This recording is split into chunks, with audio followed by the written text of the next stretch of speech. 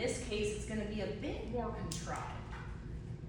So I'm using my comb to create that little baby light, and then I'm grabbing a slightly stronger corner in the front. So this is more like a traditional highlight. The way it's gonna end up looking still soft is because I'm working, following the round of the head. So instead of going back to back to back with my foils and creating an inorganic square bar of blonde, I'm working on pivoting diagonal sections. So anytime you're working on a round shape and you work with pivoting diagonals, that's gonna give you the most organic effect if you're highlighting all the way to the bottom of the forest, right? So right now what I'm doing is I'm just gonna retouch at the root. I might have to come back and like navigate, which is also one of the things that makes this difficult, because it's, again, it's not a virgin hair that has no previous pattern. So anytime that you have a previous pattern and you have to kind of pick around hairs to not pull through and break off hair, that's what makes things a little bit more difficult. I'm using conditioner. This just helps me control and keep everything inside of oil. Have you ever done like let's say for example, a highlight and you did a base color and you just kind of kicked the ends out of the foil and then you ended up accidentally dyeing them? So to avoid that, I'm just gonna go ahead and wrap all of the ends in with conditioner so I don't end up hitting them later with my base color. Right here, I folded past the length, past my section, so I can fold this corner. So I'm gonna lock all my corners in the front. That way when I flip this up, I'm not pulling this foil out. Next, what I'm gonna do is I'm gonna leave a little pocket of depth. So I'm leaving a skinny triangle right here as dimension. This little dimension area is not reaching all the way to the skin of her face. So the idea here is that it's almost kind of a zigzag, because what you're gonna have is positive, negative, positive, negative. So when she rakes her hair back, it's solid and yet also soft. So now I'm gonna grab another slice directly underneath here.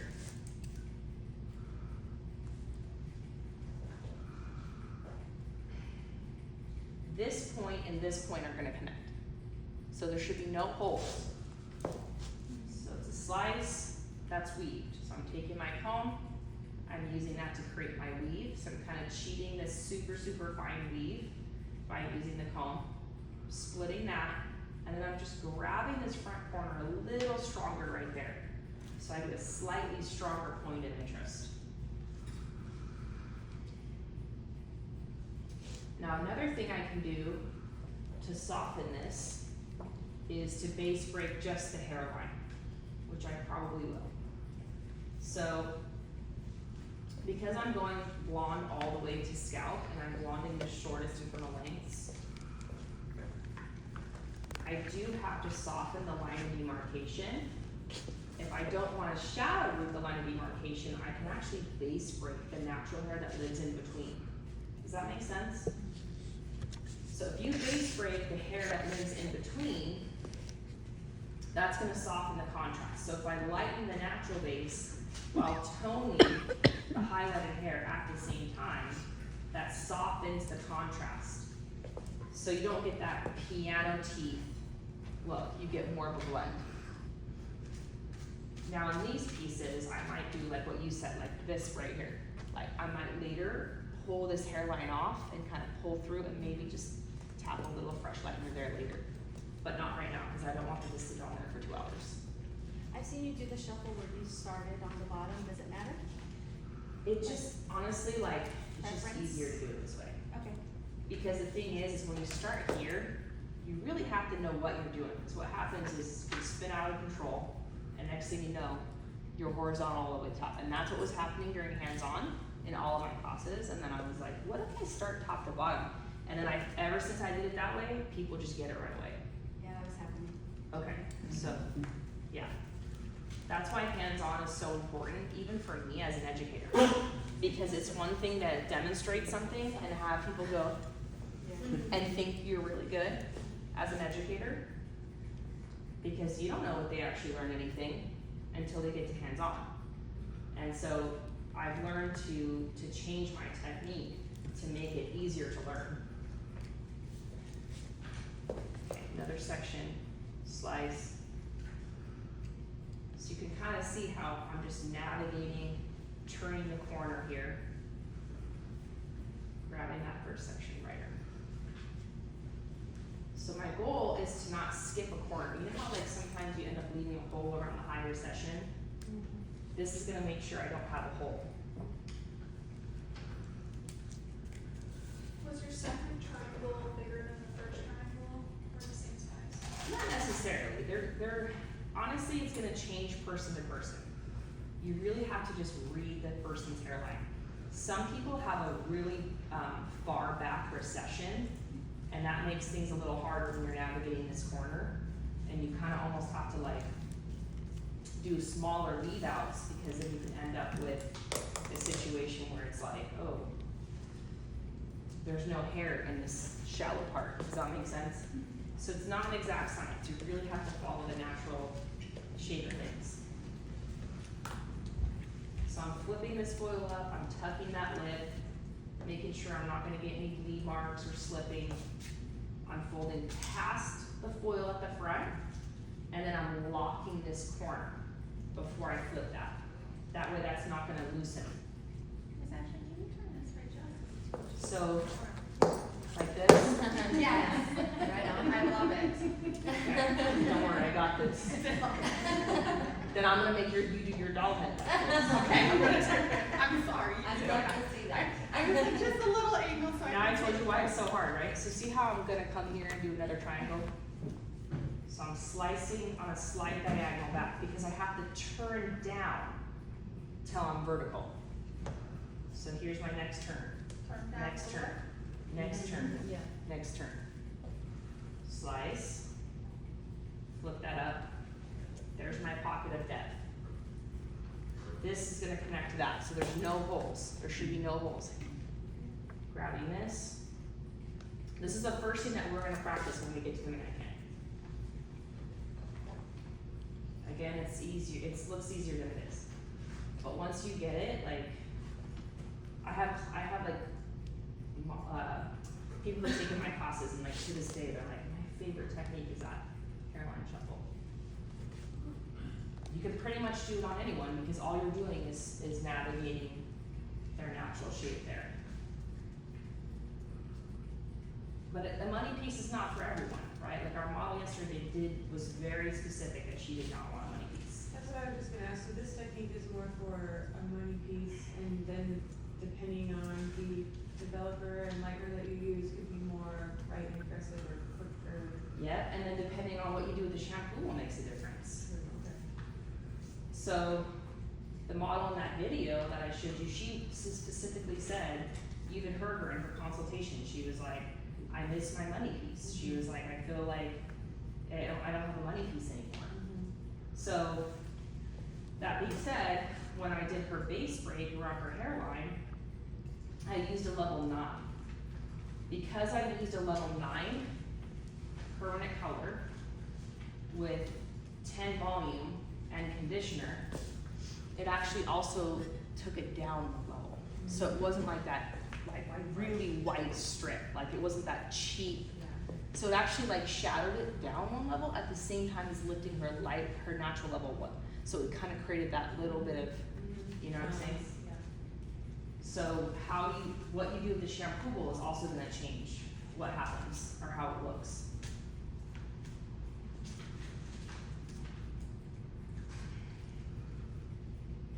I also did kind of a shag haircut on her, and you gotta think about the way the fringe is gonna fall. Because I cut her fringe to fall forward a little bit, that's also gonna change the way the money piece looks.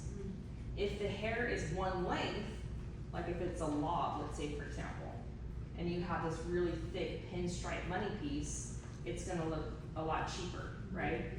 But if you have hair that's kind of like shaggy with like this kind of pinch here, that money piece is actually underneath the fold of that curtain band. So you can get away with the bigger money piece because of the shape of the fringe. So haircut and color is also a marriage. You gotta think about the total things that you're doing to the hair. She has a very long face, and so she had just long, almost one length hair, and it was just making her face look even longer. So sometimes you have to think about, okay, what do I wanna see to kind of quite literally frame her face? Already I'm like, okay, if I give her a curtain bang, it has to be a long curtain bang, because her forehead's too short to do a short one. Because otherwise that first piece would be like 1 inch long. So if someone has a forehead that's like, 2, 3 fingers, like 4 is supposed to be 4 fingers. Like I have a 3 head. My husband has a 5 head. And long, short braid. Yeah. So I can't have bangs. Like I've tried to have bangs, but they were like unless you bring it, you know what I'm saying? And she even said, she's like, I was a hair model for Tony and Guy, and they gave me short bangs, and it's like, well, that doesn't work on your face shape because your forehead's too small. But a long curtain fringe, yeah, that's gonna work. And she has a little bit of texture in her hair, and I was like, hey, if we kind of give you a shad cut, like a long shad, like there's some possibility that you might be able to put some mousse in there and wear some of your natural texture. So now I'm in front of the ear, and I'm just gonna keep going until I get all the way to my last section.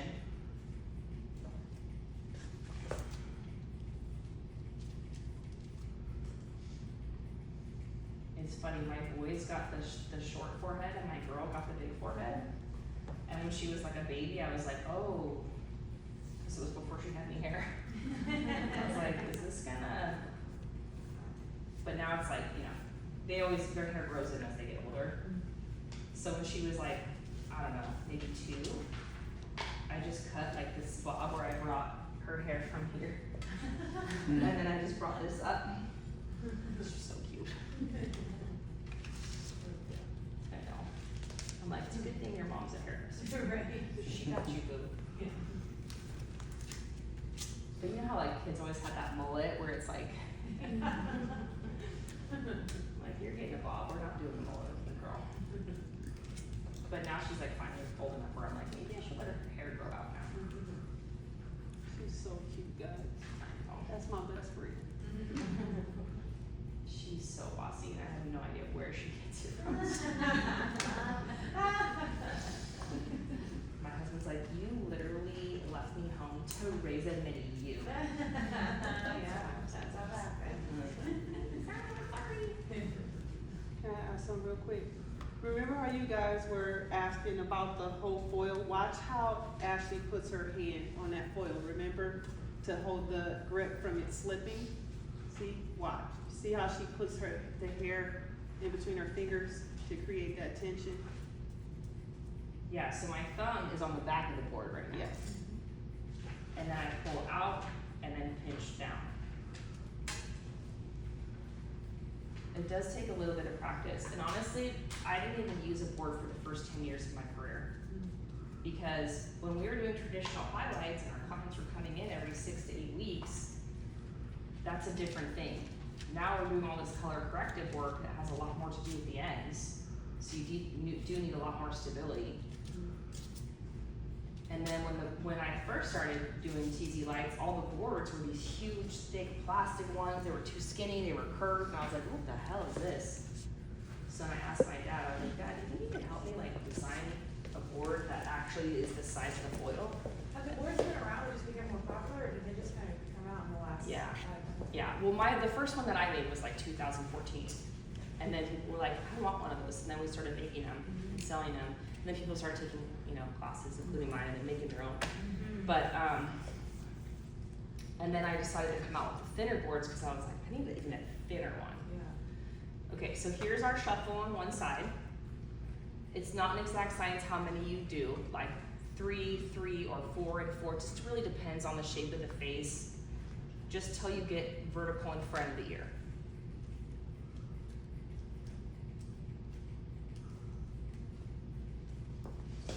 It's pretty efficient.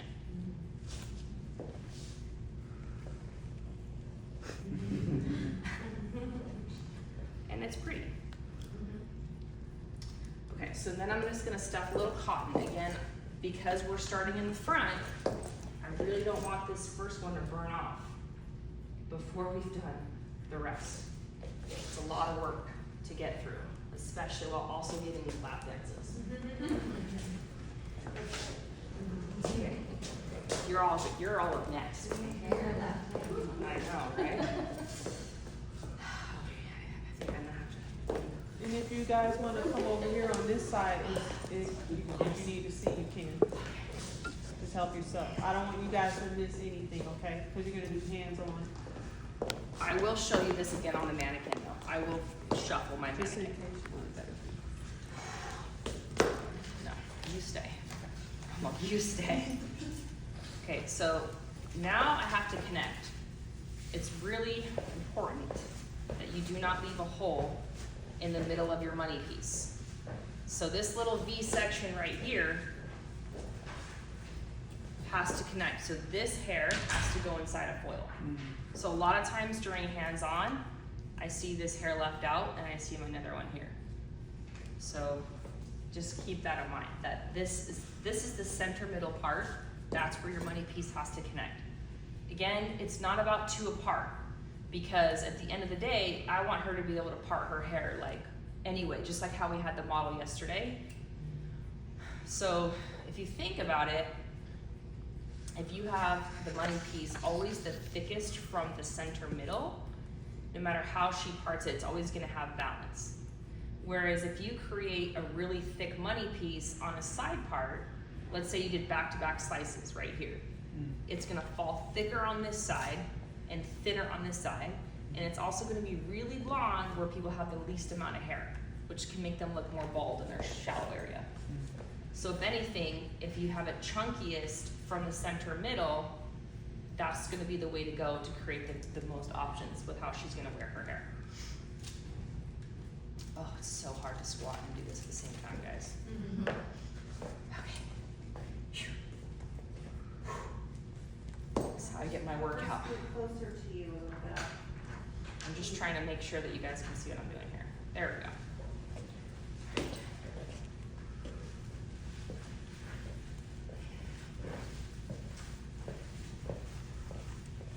And then I get to pick out all the little dark spots.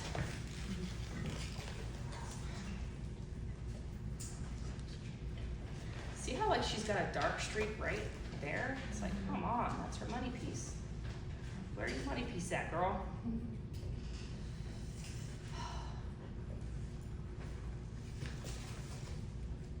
Yeah, my hands were shaking when I was filming that video you guys watched with that high-end model.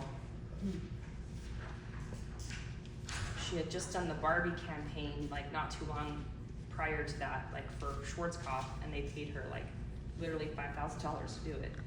And then someone retouched it after that, and they just did a traditional highlight, and she hated it. Thank God. She was like, can you please do my hair? And I was like, well, they only got a $500 model budget, so will you work for that? And she was like, yes, because she just wanted me to do it for her.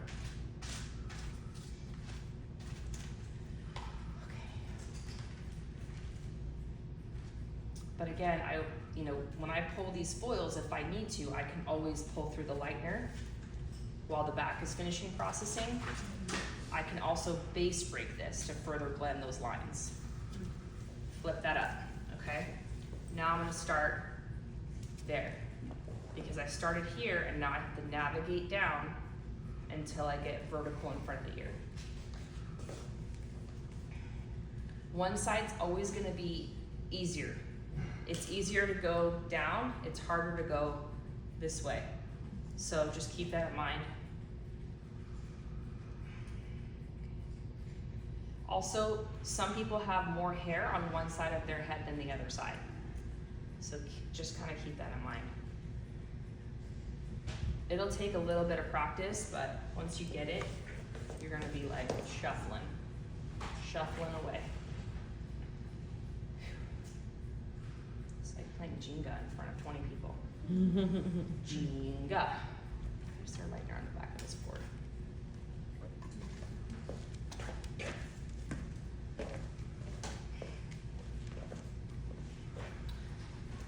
So if you were not using Schwarzkopf, what lightener type would you be working with for your clients in this scenario?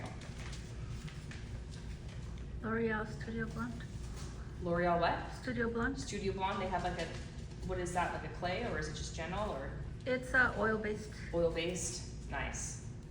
and they have like a clay one too, a You do? gentler one. Okay. Anyone else? Do you guys use Schwarzkopf? What products do you guys use? Yeah? Really? Everybody? Oligo Professional Okay. and for Yeah, so when I was using Oligo, like I loved the oil lightener for this. The oil lightener was always my go-to for the money piece.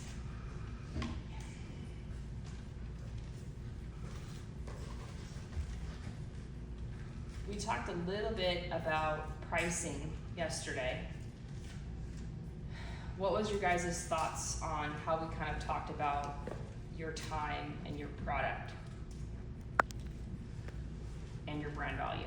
Anyone want to speak up about how they're pricing their services now, or you feel like you need to increase your prices, or you're pricing appropriately?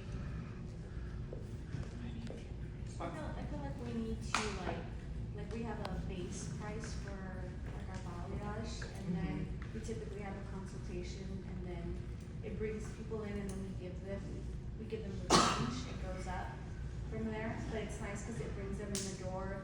They're educated, and then we go up. But I still feel that we need like a custom blonding hourly rate, and obviously it does need a consultation, but we're going to take like a non-refundable 50% deposit, because I'm not gonna book out 4 hours for my stylist, have it affect their income if they don't cancel within like our 48-hour policy. Absolutely. So I have to protect my stylist, but it's refundable if they make any changes within that time, so it works both for our clients and my stylist. Is anyone else doing deposits and cancellation fees? deposits with new clients, New clients. cancellations, like she said, with insufficient notice. Anyone not doing that and struggling? Nobody wants to kick. I don't do that, but I don't struggle. They Okay. show up. You show up, They show up. they show up. She's like, my clients are, they show up. They're loyal. That's good, that's good. So, how much time and how much product do you think something like this is gonna take? I actually did this one, I saw it in class, and Okay. I did it with a client, I wanted to show you that video later. It took me like 4 hours. She has a lot of hair, she was a solid, full highlight blonde, but that was with like help, you know, I had an assistant helping. Otherwise, it would have probably just taken me all day just with her. Yeah, I would say you would give yourself like 2 hours to apply, at least 1 hour to process and 1 hour to style and or cut. So I'd say 4 hours is actually pretty good. That's about how much I would give myself for a foilage typically. And with that, in compare, I mean, obviously it's a little shorter, maybe a shade an hour, but still same around, same time. Yeah, and because you gotta think about it, like the thing that's taking me a lot of time right now is picking out the dark. Yeah. And I could just sit here and run bleach through her whole hair like we do see a lot of people do on the Instagrams, right? But then what's the quality of that hair, you know what I mean? So if you're doing like work like this, where you're really literally picking through and you're trying not to break it off, and it does take you 2 hours to apply, you have to make sure you're charging enough. Otherwise, I don't know, maybe just do blowouts and haircuts. What do you guys think? I appreciated that you kept repeating, you know, that was 15 years ago, because we forget. Everything goes up, but sometimes they expect the same or more for the same price. Yes. It's just what they know, or they can look up, and they think, well, it should be like this, or this, yeah, they don't really understand, maybe behind the chair, stuff that they're doing. And people will pay for what they value, right? Mm-hmm. How many of them walk in with a Starbucks cup? Now add that up every day, every week, every month. You can afford your hair. So if they value it, they'll pay it.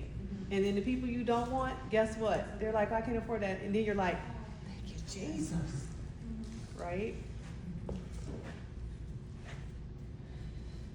Yeah, inflation's real. I think especially for us. I mean, during the pandemic, the brands, like, they just increased their price so much on everything. And they weren't providing us services. In fact, they were taking away all their education programs and all of their events in person, and they're barely coming back.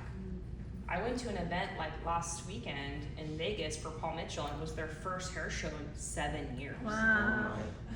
And so Yeah. it's like, you think about these brands who used to have these in-person classes and education programs and academies that are all closed, and they're like charging more than they ever charged and providing less. Meanwhile, we're over here just trying to increase our haircut price, you know? It's struggle, I think, is really real for our industry, especially because when it comes to haircut, it's not really a new technology or a new service. So think about, for example, like eyelashes. Remember when eyelashes were like crazy popular? I mean, I think they still are, Yeah. but I think maybe a few years ago even more so when they first came out. Like, a set of lashes was $300. Wow. And then you had to get them retouched every 2 weeks, and it was at least $100 for the retouch. And that's for the hair's weight, not on all the head. I did the math, if you spend $7 a day on a coffee, it's $2,555 a year. That's $365. Yeah. And they cause an inflammation in their body. Yeah, it's not even doing anything good. We learned that yesterday. Sugar is the devil. Yes, it is. Thank you, Jesus. And then I was like, we came back to the hotel, I'm like, I want ice cream, and I looked in the fridge. Yeah. And And I was I- like, no. I told her, I got a it's too late sparkling for water. you. She like, no, girl. It's too Don't late do to eat. She's like, don't do it. So I drank a sparkling water. And then I edited my story till midnight.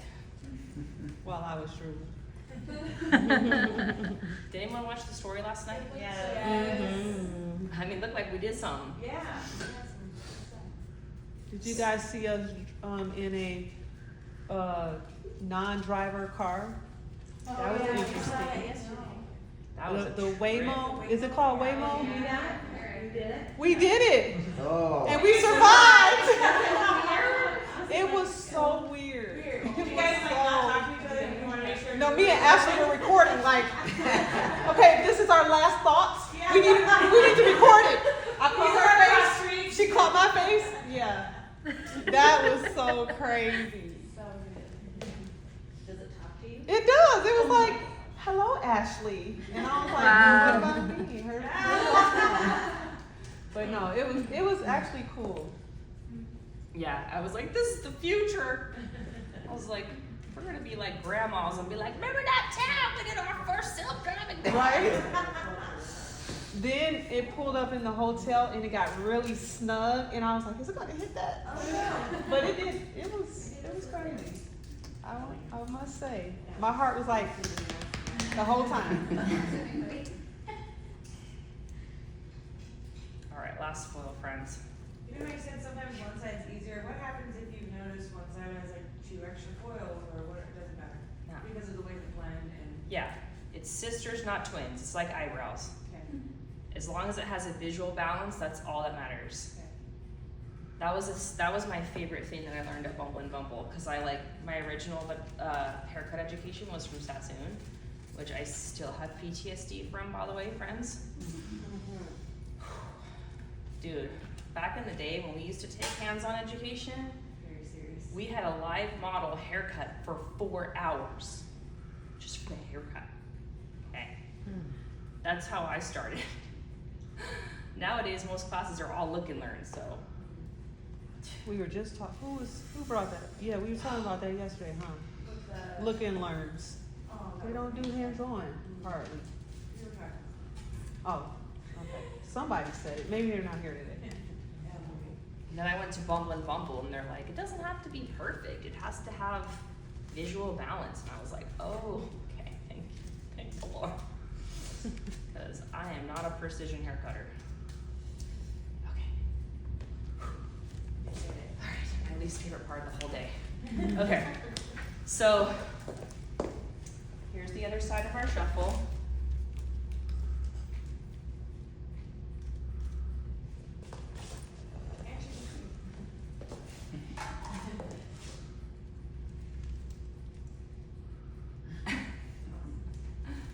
So now what we can do is connect it. So we can either leave it like this, if we want it like super natural, super organic. If we want to create a little bit more of an actual money piece, then we can go straight across right here. How many you do at the center depends on how chunky you want this. So I'm just going to take a little slice and I'm going to marry the two sides. I'm not going to weave this because if I weave it, it'll leave like a little hole in my money piece. I'm just going to go straight. If she's a brunette, you could even take a big triangle right here and tease it, and then give yourself one slice teasy light. Does that make sense?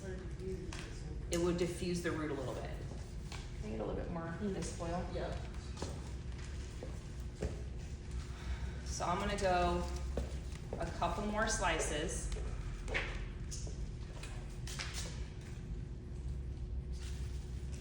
So that's my first one right there to connect that hole. And then I'm gonna do two more. Again, if I wanted to do this on a brunette, I could just take this section as one big triangle, give it a nice tease, and then just pull it through straight behind that tease. And that would be like a nice, soft, built-in shadow root on your money piece. Because we have that curtain bang, and she has a shorter forehead, light is always gonna expand, dark is always gonna collapse. So I did a big money piece once on someone with a big forehead, and her forehead got taller. And I was like, ooh, money piece maybe not for you. I'm sorry, it doesn't work for you. Yeah. So something to think about. No money piece for the big foreheads, okay? She has a tiny forehead and a curtain bang, so I feel comfortable going in a little bit. So you can customize this on your mannequin however you see fit, but just keep that in mind when you're working on a real person. Okay, so here's my last one. I also know that this is all gonna get blended out with what I do with the shampoo bowl. So I can soften this money piece with a base breaker. All right, I'm gonna have you mix up my next mixture. Okay, let's do a bowl of, we can do 20 volume, 1 to 2 with the clay. Ashley, what do you have in there right now? It's the This is 7 volume in clay. 7 volume clay. And the mixing ratio is 1 to 2 because that's manufacturer's directions. So it's not diluted, it's just clay, regular mixing ratio, 7 volume. Okay, so this is the finished shuffle. Isn't she cute? She's Instagram worthy. Okay, now we're gonna start our next technique. So we finished here, right? We have 2 diagonal backs and then we've got a couple horizontals to kind of connect to the center middle part. Now we're gonna work in this top horseshoe section. So the top horseshoe should go from high recession to high recession, wrapping all the way underneath the crown. So you wanna think of if she's a middle parter, side parter, it's all gonna be included in this top horseshoe. So if you go all the way to the high recession, typically no one's gonna part all the way that far over unless they're like emo. Yeah. So, yeah, unless she's seen, this will be included in her part. So my goal is to isolate some blonde in the top horseshoe area, because what I don't want is like this to look like she has a little brown beanie right here with like ombre ends. So I do want to have some highlights in the top that's going to veil over whatever depth I put on the underneath. You can just start slapping on your base color now, but I find that people have a tendency to feel like their root is too dark in that case, especially if they're used to being blonde. Okay, so here's my top horseshoe. I know that no matter where she parts, middle, side, or side, it's going to be included into this section. I also am going past the round of the head. So if you put your comb on the scalp, you can see this is where the head starts to round. So I know that a couple of these highlights are going to veil over this. If you stop here, what you're going to have is a highlight to here, and then from there back is going to be brown. So you want to have at least a few that are going to come over and veil all over everything that you're going to do on the inside. So this should be your internal section where the sun don't shine. Okay. Okay, so that's 20 volume, right? Yep. And then will you do And clay. Will you do one that is clay, 1 part clay to 4 parts 7 volume?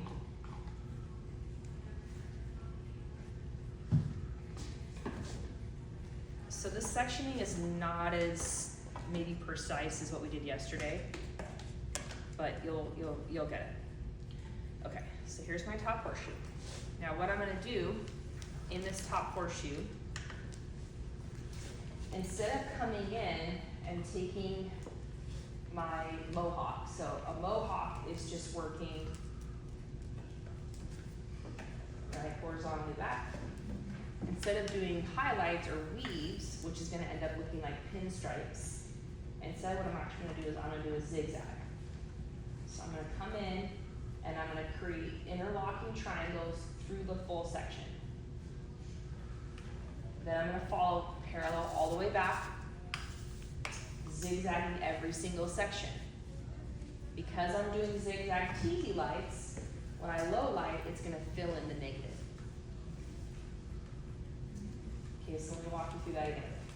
Instead of a traditional highlight, I'm gonna zigzag. I'm gonna make sure it goes through the full section so that everything zips together like a zipper. Every section's gonna be parallel.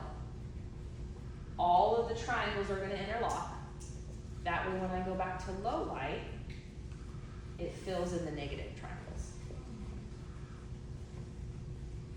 It's also gonna speed you up because a zigzag is about 2 fingers width section. So you could usually do about 4 highlights in 1 zigzag. So you get through this top horseshoe in 4 times as fast. This is a really great technique on brunettes, especially my line girls, because they ain't got no time for this shit. It's gonna disappear in there anyway. I wanna see like, you know? Okay, so I'm just gonna clip this away while I'm working in the top.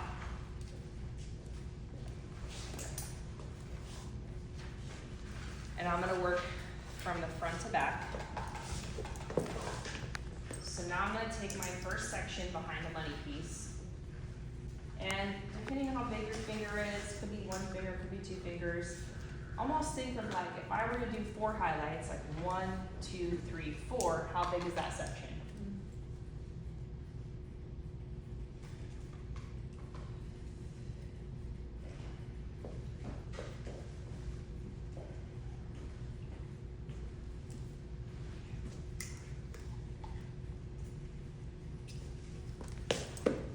So this section's pretty wide, right?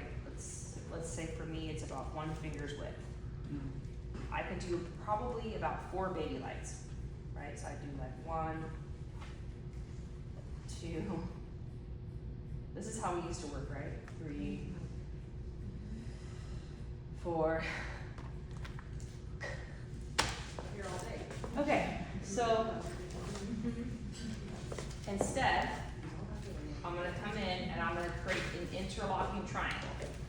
So what I'm not gonna do is weave off the top like this, because what's gonna happen is I'm gonna have a little pinstripe of blonde, And then when I low light, this would be a chunk of brown, you see that? And I would have to shadow root that. Instead, I'm gonna take this section and I'm gonna start from the bottom of this section and make sure I go to the top of this section. Bottom to top, bottom to top. This makes sure that your triangles are interlocking. So you see how they go to skinny tips? You don't see like piano teeth, it's not bars, it's not squares. Also, if you look at the negative triangles, which will later become your low light, you can see there's already space between them. So it won't be one chunk. That's right, because the highlight is gonna be interlocking with that low light. That's what I mean about zipping together like a zipper. So if you wanted more depth, could you flip it and make that highlight? Bigger squares, or bigger triangles? Sorry. So the reason I'm starting in the front and working back is I'm taking my zigzag off the top. This is the one that's gonna go in the foil. Why would I want this one to be the dark one? Because it's on top of the foil. Because I need this to sit behind the money piece. Otherwise, the money piece is gonna get thicker. Yeah? Okay, good talk. Good question, So I'm gonna clip this out of the way. You don't have to clip it, but I'm just doing that for demonstration purposes. Now I'm gonna take this one, which is zipping together with my low light later, and I'm gonna push down the shorter internal leggings.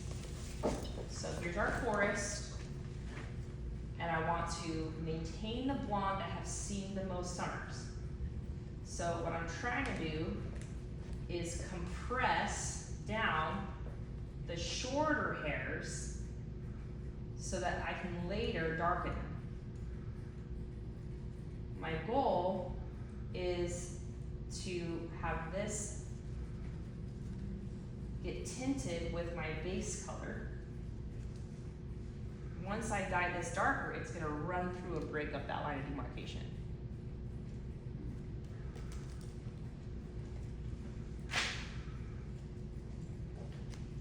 So I would do as deep as tees as you can, because these are kind of chunky pickups. And I would get it compressed to the root as much as possible. And so now I've got two different formulas of lightener. So in the root area, where she's got some fresh regrowth, because this is more hair-sided foil, I bumped my clay lightener up to 20 volume. Still clay lightener though, right? So this lightener is not very strong. It'd be kind of like a powder-based lightener with 10 volume. Does that make sense? Okay, and you see how this is kind of dingy now here? This is clay lightener, 1 to 4, 7 volume. It's a low slope, but. Oh. So I'm running through, but I'm doing it with an extremely gentle lightener, and I'm doubling my manufacturer's directions. I'm using twice the amount of developer. Why? To make To it dilute the gentler. sulfates. To dilute down the percentage of persulfates to make it more acidic, which makes it weaker. So it's not gonna break that hair. Does that make sense? But it will help to kind of buff it out a little bit.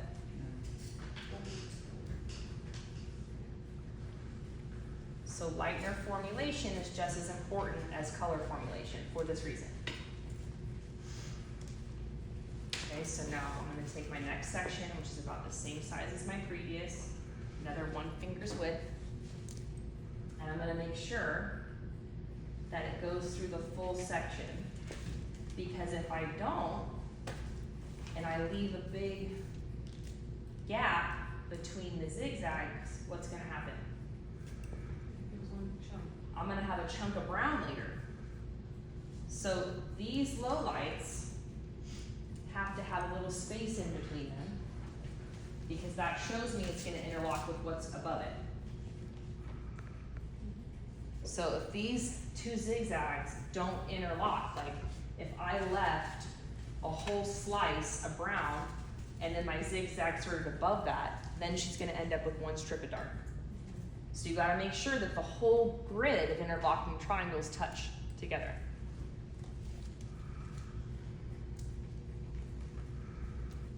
So now I've got my positive triangles, and I'm elevating this straight up off the top of the head. I'm going as deep of a tease as possible because we're doing a pretty chunky highlight, and I'm compressing that down as tightly as I can.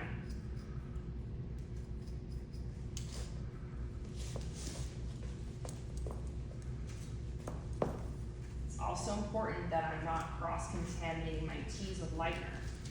Why would that be important? Cause you're gonna, color the teeth. Because I'm gonna color the teas. Exactly. So, because I'm gonna come back through in between this foil,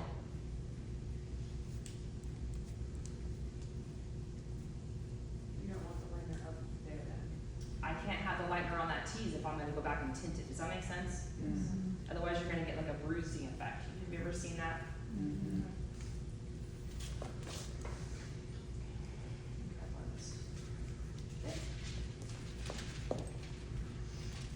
So you can see how once you get it going, you can rip through this pretty fast, right?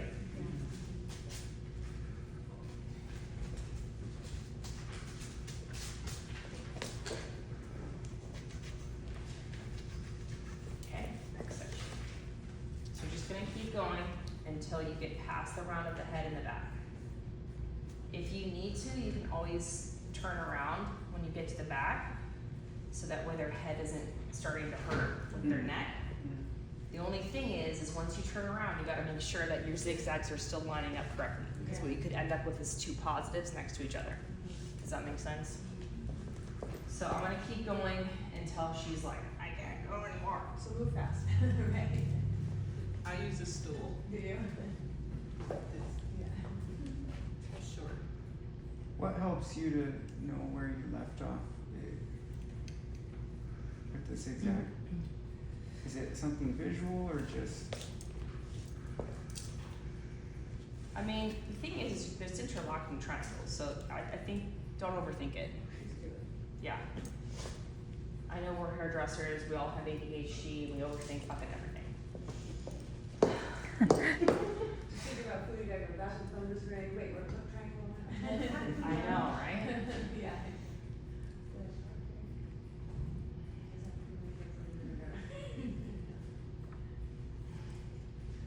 Sometimes when I'm thinking, I make like this face. And then like, it's kind of funny because my son who's 9 is like, it's like when they're little kids, they don't really like say weird shit. Like how you say like your teenagers say all this crap to you. I'm like, what up, bruh? No cap. I'm Yeah. like, I'm not your bruh. Yeah. Or your bro.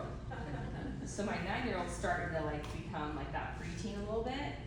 And he's like, Mom, why do you look so mad? You look like this. He's like, why do you look sad? Your face is like this. He does that to me all the time if I think too much. And so I have to really think about my face now because he notices.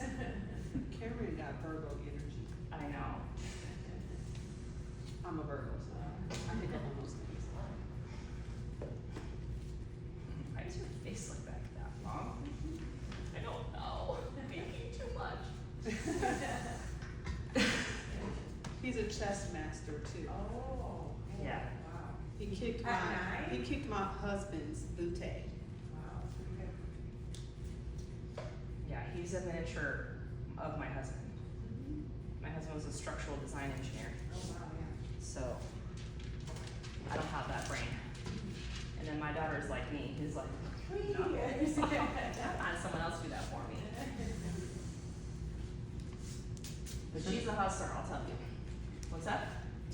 Do you have any suggestions, like, say we take the technique, we practice, we start to incorporate it in the salon. It's obviously a new thing, that we could charge more for, but maybe, because we haven't been doing it for 10 years, thank you, or however long. where would we wanna maybe start them at and then build them up? Because once you lock them down for a price, it is hard to adjust it sometimes. Yeah. So the easiest thing to do is to always have new customers.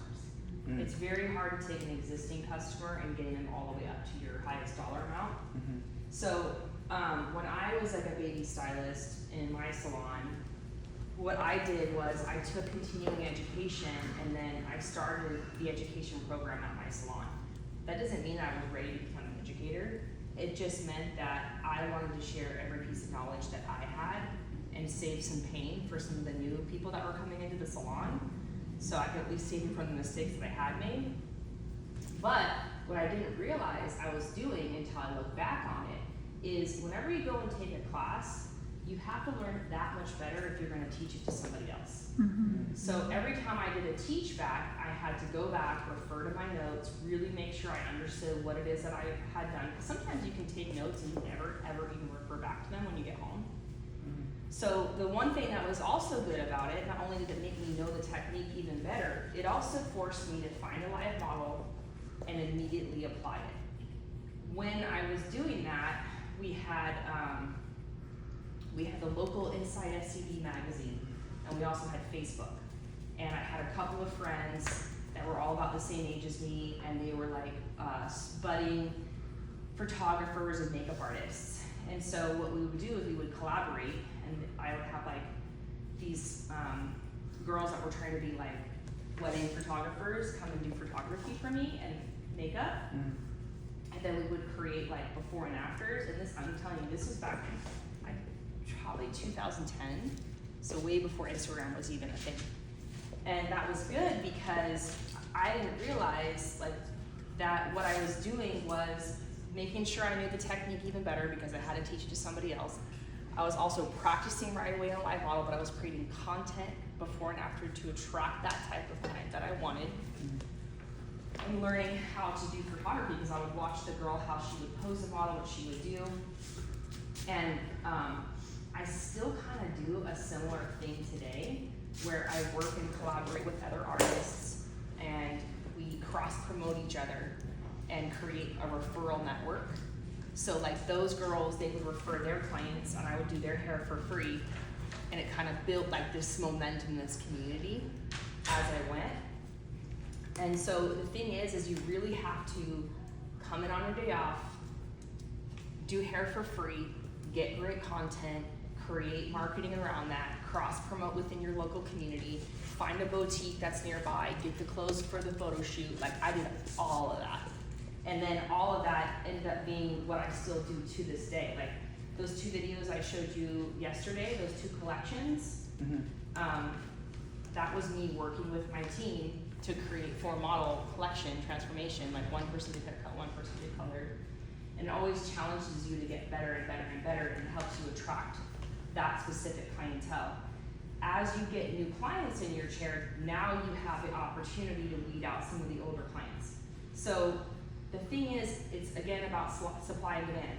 If you have more supply than you have demand, then you need to get better and you need to attract. So if you have more appointments available, then you have clients knocking down your door for these custom services at the high price point, then you need to work on your skill and your marketing. Once you have more clients knocking down your door to get this, then you can even have time to get them into your schedule. Now you need to increase price. Once you start increasing price, you're gonna start losing those older clientele and you're start gonna phasing them out.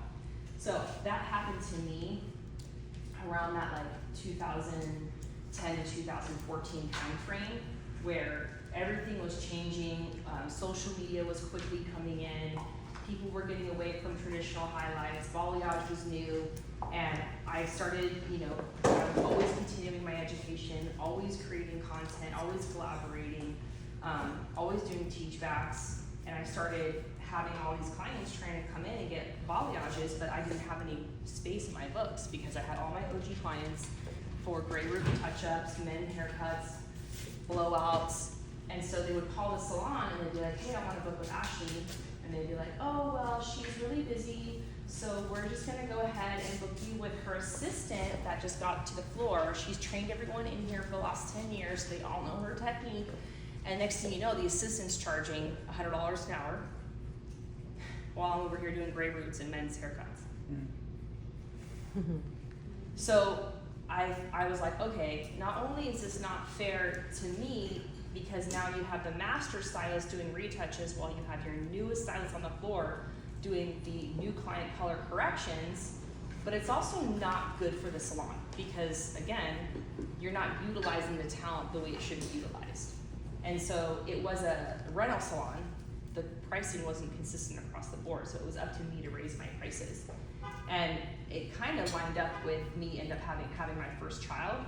And so what I did is like I literally just increased all my prices and said, okay, if you want to come back into my books, this is what I cost an hour. Whether I'm doing a traditional highlight or a balayage, I'm gonna make the same hourly rate regardless. And that's pretty much what I did. And I honestly still had a lot of clients who stuck with me, which wasn't a bad thing because then at least I was like doing comfortable, easy services at the high hourly rate. Some people will pay, but you know, you really do have to put in the work. You can't just all of a sudden decide, oh, I'm gonna charge, you know, $500 for foliage. It's like, no, you need to earn that, you know? But once you earn it, then you really do need to give yourself the raise because I think there is a lot of us seasoned stylists who are so afraid to get that transition through their books and they're like so attached to Susie. But this was the thing that really helped me was like, I thought like, I was terrified to have kids because I was so ambitious and I was like, this is gonna hold me back, blah, blah, blah. But then once I finally was like ready to have my first child, I realized I didn't want to work 50 hours behind the chair. I wanted to have the opportunity to breastfeed and all that. And so I realized I was like, I can't sit here and feel bad for Susie because every minute I walk out that door, I have to pay for childcare and I'm not with my son. And that's what made me value my time even more. So then I said, you know what? If I have a new client that's willing to pay this price, I shouldn't be taking a discount to continue to do someone else's hair because that's taking away from my child at the end of the day. And if you think about it, like men, they have no problem sometimes charging more than us women because we can be more empathetic. So it's something to think about because we're not running a charity. If you want to do someone's hair for free, it's not free, it's for content. Or if you want to do charity, go work at church. But not doing someone's hair at a discount, especially with the cost of all of our products nowadays. And the thing is if we say, okay, the average haircut in the industry is somewhere between $65 and $100, or $65 to $85, let's say for example, on the low end, then why shouldn't hair color start at $85 to $100 an hour? If we kind of make that a standard, then we stop undercutting each other. That's the other problem. Is, you know, if she can't go somewhere to get it done cheaper, then her only option is to pay the full price. Like think about injectors, like a lip injection's minimum gonna cost you $500 or $800 even. Like, so why is it that someone can come in and do like a couple little and charge that much, but then people spend $5 in your chair and they don't wanna spend $500? It doesn't make any sense. So I think we have to think about like the fact that this service is not a traditional service. It takes a lot more time and a lot more product, which I love what you said about creating a menu that has a trending service menu. Like you can have your traditional itemized service menu and then have a separate menu for this specific service because you do have to treat it a little differently. But then again, explaining you're not gonna have to come in every 6 to 8 weeks. People are willing to pay more because also, if you're talking about the type of client that wants to spend money on their hair, the value of their time is probably pretty high. Like the value of my time is very high. I don't have time to be doing a lot of services. So I wanna be able to get my hair done like once or twice a year. And I'm willing to fly to Miami and go see Vladimir for that. Because I just want it done right and then I don't wanna have to deal with it. Because my life is very busy. And if I'm not working, I wanna be with my kids. I don't wanna be sitting in a salon chair every 6 to 8 weeks. So, was that a good answer? That's a great answer. Do you have anything to add to that? Yeah, so like for me, and being in Vegas is transient, right? You got your snowbirds, you got your people who don't wanna be there during the summertime, so a lot of my clients travel. So you gotta find your target market, and that's why I brought up Britt Siva yesterday, because she really hones into that. And so, prior to March, I was a braider, so all those little intricate box braids and all that. Look, some girls don't wanna pay for that. And I'm like, screw this.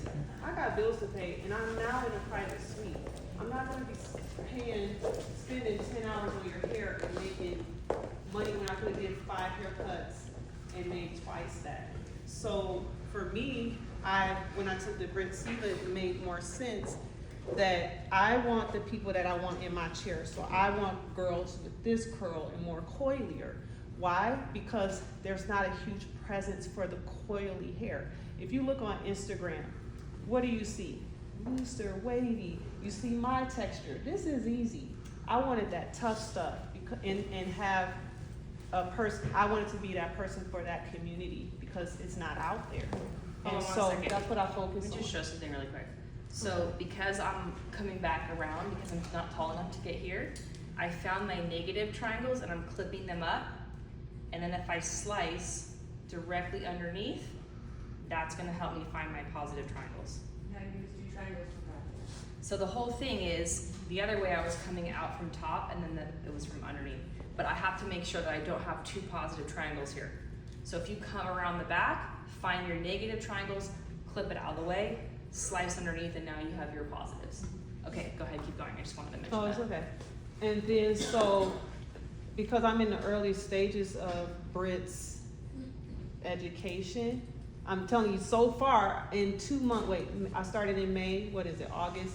Since May, I've learned that much, just that much, the retention and all that. So Salvador, like, you gotta know your retention numbers. And then once you gather that, then you can decide, okay, what do I enjoy? Cause you ever go in and you're like, I gotta do this freaking haircut and I don't even enjoy these. Like, find something that brings you joy and then work on that and master that. And so that's why I stopped doing braids. Plus my hands are like arthritis. I'm like, I can't do it anymore. And so now I'm trying to weed out my non-curlies. I'll have a few, my little 80-year-old women that I absolutely adore and love. But like, I wanna transition to just strictly curly hair and trichology services because they need it the most, especially in Vegas. So finding your niche. Finding your niche is important. Not every money is good money. So I have a question about that. Okay. So if you want to really focus on hair color, specialty types of color, but I always cut my hair first, Mhm. usually cut my clients first. How do you partner with someone in your salon, they cut it and then they come into your chair and you start the color, or do they go get their hair cut first somewhere else?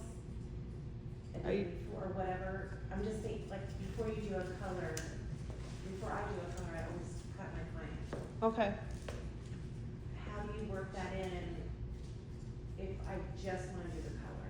You can, you don't want to do the haircuts ever again. You're done. Oh. Well, that's what I was, like, if I really wanna just focus on coloring and not doing a lot of hair cutting, So how do you get the cut for your color? how do you get that cut for your color? Mm. What if they're running, 30 minutes late, or, If they're running 30 minutes late, they get a late Fired. cancellation policy. and Right. I'm not doing your hair What are you today. scheduling? no, I mean, the stylist. Charge. is cutting Oh, the hair. stylist, I was like, the client. Oh, You know what I ooh, mean? yeah, that's a doozy. So I could partner with someone in my salon who cuts and then I do the color, but like I would have. I mean, to I do would it. say have a conversation with them, Do you do dry cuts? I do. I would do dry haircut and include it in your color service. Yeah. So I took a shadowing with Sal, who owns Nova Arts in LA. He used to be an assistant for Onco Tran, Johnny Ramirez, and he's a cutter. And I watched the way they get down. So basically, the client would come in, he would do a quick dry haircut, then they would go off to the color department, then they would come back to him at the end of the day and he would do a final cut. But I felt like the client was in the salon like all freaking day. So when I started doing a lot of the foilages, I would just say, come in with clean air dried hair, give them a quick 20-minute dry haircut, like those lobs, like those Oncotron bobs, they were 20-minute dry haircuts. They were super fast.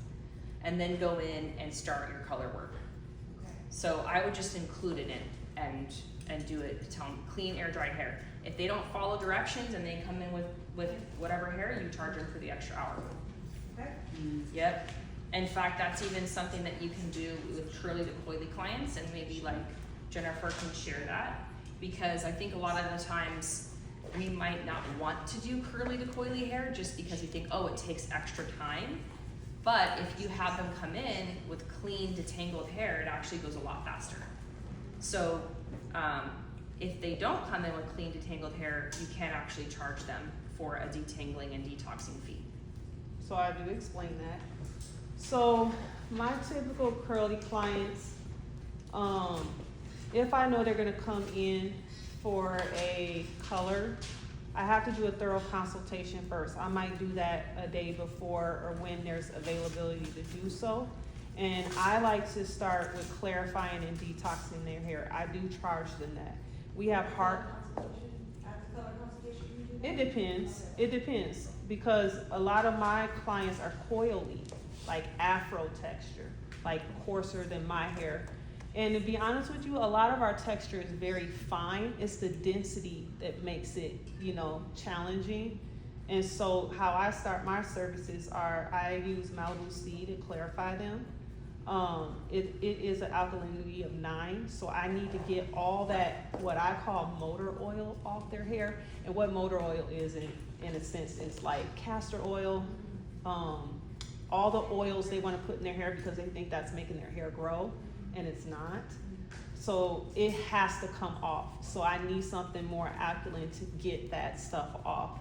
K18's detox shampoo is on the acidic side. I do pH strips. I pH everything because I need to know for my curlies what I'm doing. So I use those for people who aren't using the motor oil, right? And then have you guys heard of the hard water treatments from Malibu? Mm-hmm. Those are amazing when you have hard water. Is there hard water in Arizona? Yes. It's so bad. It's so bad.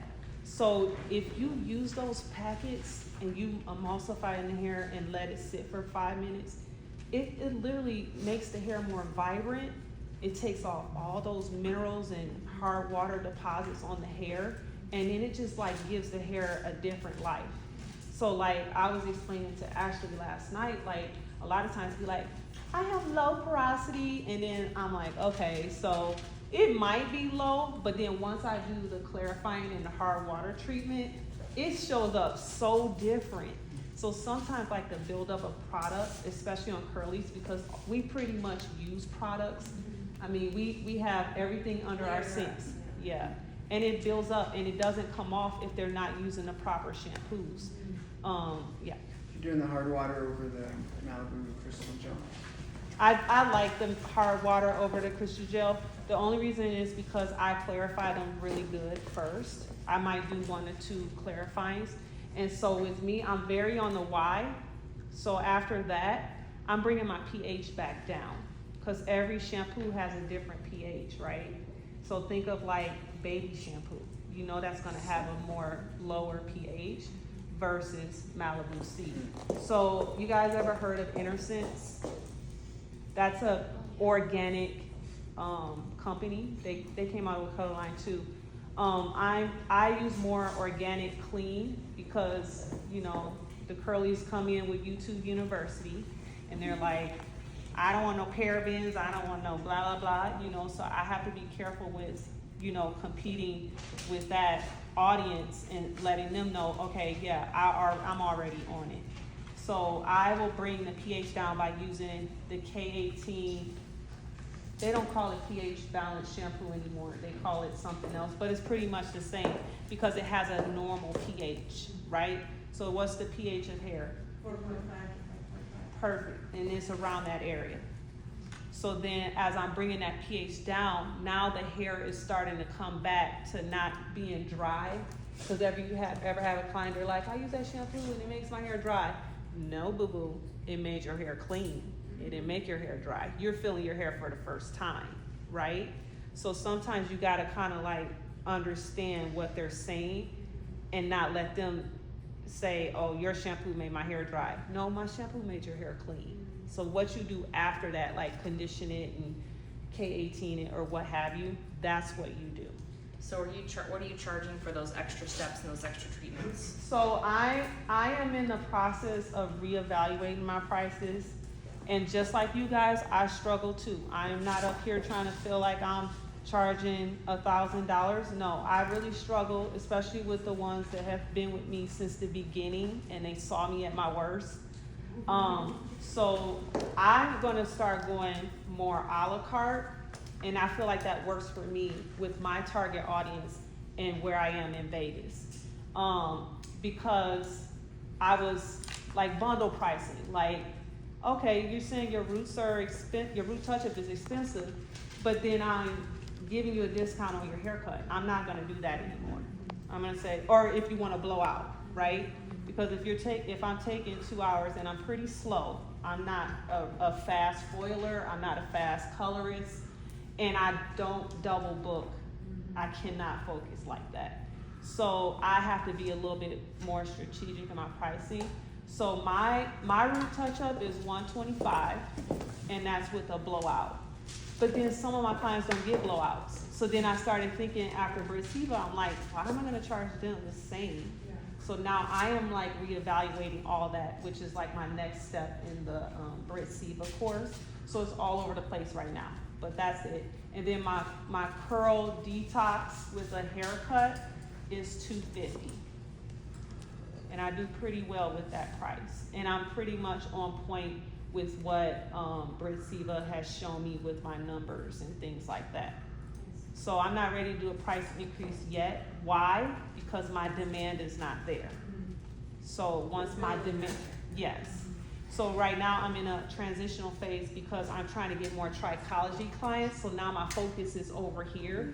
And it's like starting off as a new stylist, right? Like, it's like, dang, man, it's gonna take me like 2 years to get this clientele up. But I'm having my hair services support my trichology for now, and I'm just trying to make it work. So I do those on Tuesdays, and then I do Wednesday through Saturday. I work 5 days, and I'm off Sunday, Monday. But I like to work. I like to work, so. Me Can too. you mix me a base color? Yep. Did that help? Okay. I don't wanna keep ranting. Can you mix the 646 straight up, 646 and 13 volume, please? Vibrance? Vibrance, please. So do you see how I'm outlining her ponytail with these zigzags? So what I'm doing is I'm basically making it kind of like how yesterday, where there's like a halo of blonde going there.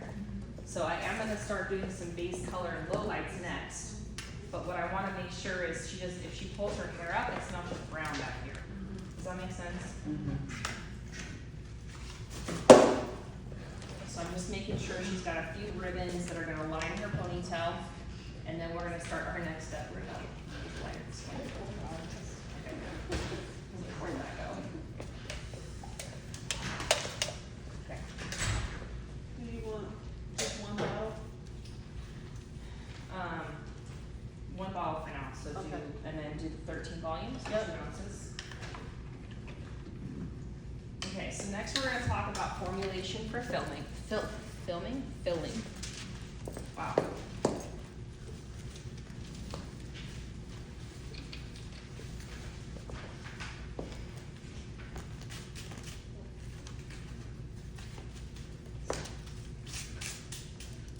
Alright. So I'm done with my foils for now. Woo! And they're going everywhere. Alright, well, don't try this at home, kids.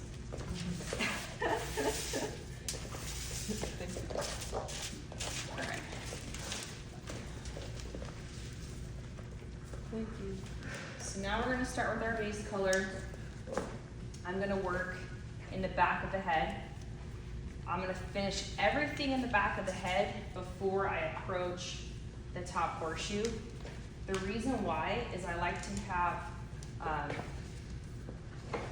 this finished. That way I'm not putting all the base color in all of it, flipping all of this foil down, then flipping it all the way back, it's just too much. Like, it gets out of control.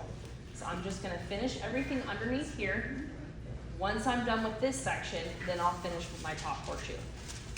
So let's grab another towel and put it around her neck for me. I'm also gonna be working with these handy dandy perm papers. I'm sure you've seen me bust out a perm paper on Instagram before.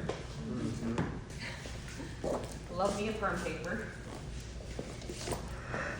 So basically, these hairs that I compress down, those are the shorter internal lengths of the forest. If I dye them back darker, they're gonna run through and create a blend. I'm just gonna cover up that A because it'll dye. So I'm just trying to cover that up. Okay, let's do this.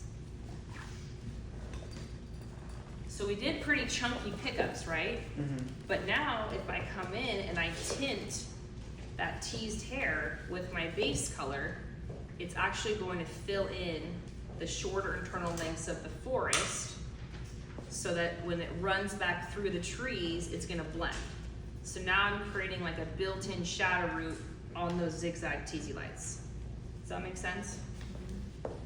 So it's a little bit crazy, and I try not to sting their neck, so that's why I like the perm papers for this little section right here. So I'm tinting down the tees in the hairline where my zigzags were lining the nape. So that way I can not have a chunky line of demarcation. I have a towel clipped to my tray so I can continue to wipe my gloves. That way I don't start cross-contaminating. The hardest part about this is not spotting the hair. So I've seen some Dalmatian looking mannequins at the end of this class.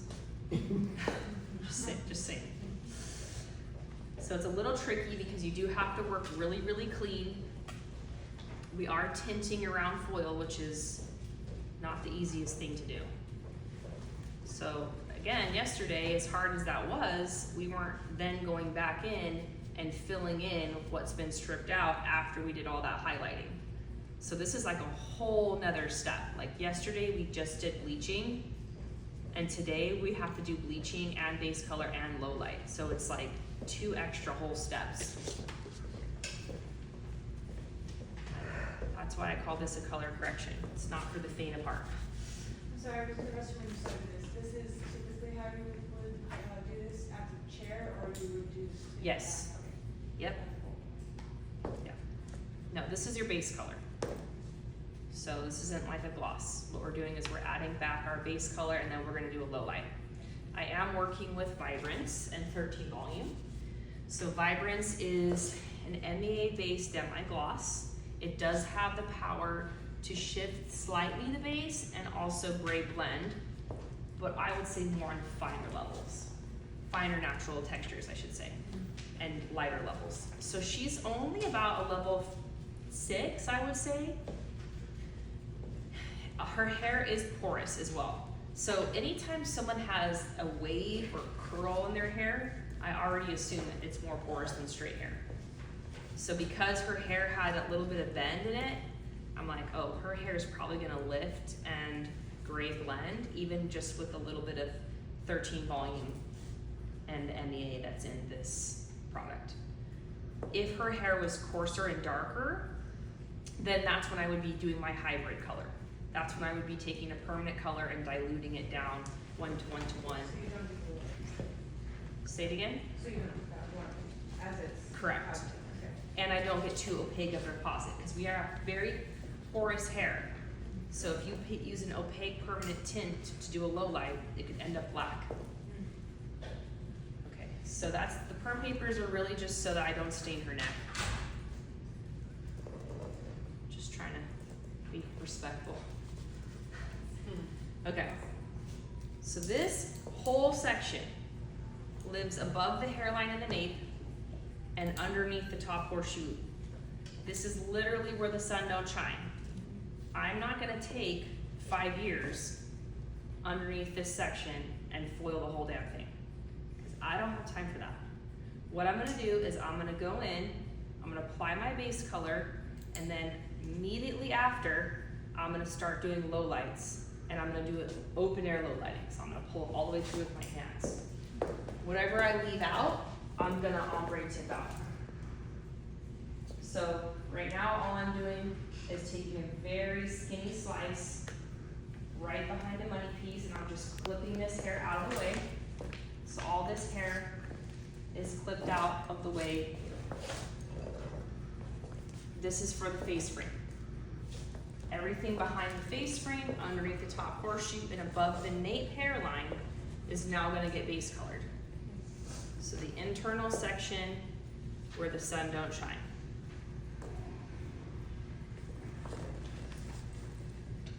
All of that.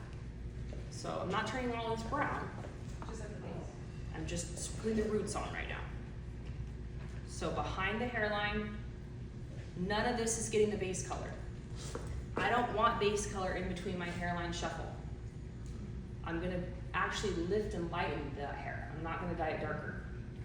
So I'm not gonna put level 6 tint in between my highlights in around her face.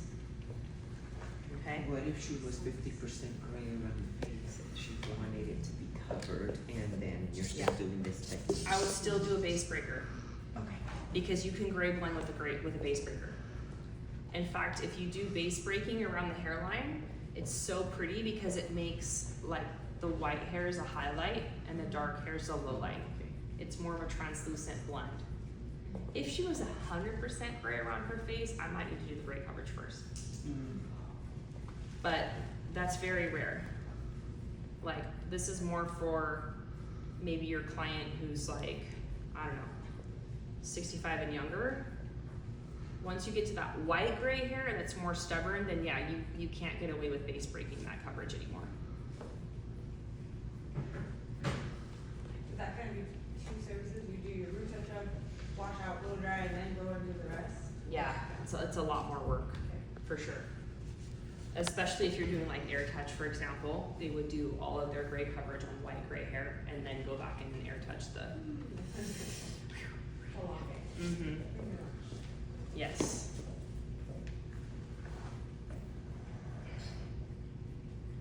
Okay. Are you going past the line of demarcation from the previous blonde or not yet? I will. I'll start blending it, but I'm gonna just get it on her roots first. So once I get it on her scalp, then I'll start feathering the application.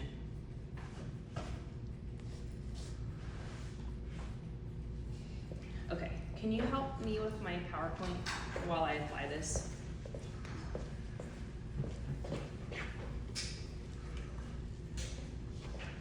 Filling in for me? Yes, filling in formulation. Hold on a second, friends. I'm just gonna. Okay. Go ahead. Okay, so if we have a previously lined hair, it's lifted to yellow. Click again. And we throw brown over it. Click again. What is that gonna result? Muddy brown. Why? There's too much blue in the Correct. brown. So if we put a 6-0, a 6N over previously lightened hair, and we don't do anything to formulate to fill, the blue takes over, and blue plus yellow equals green. Yes? Yes.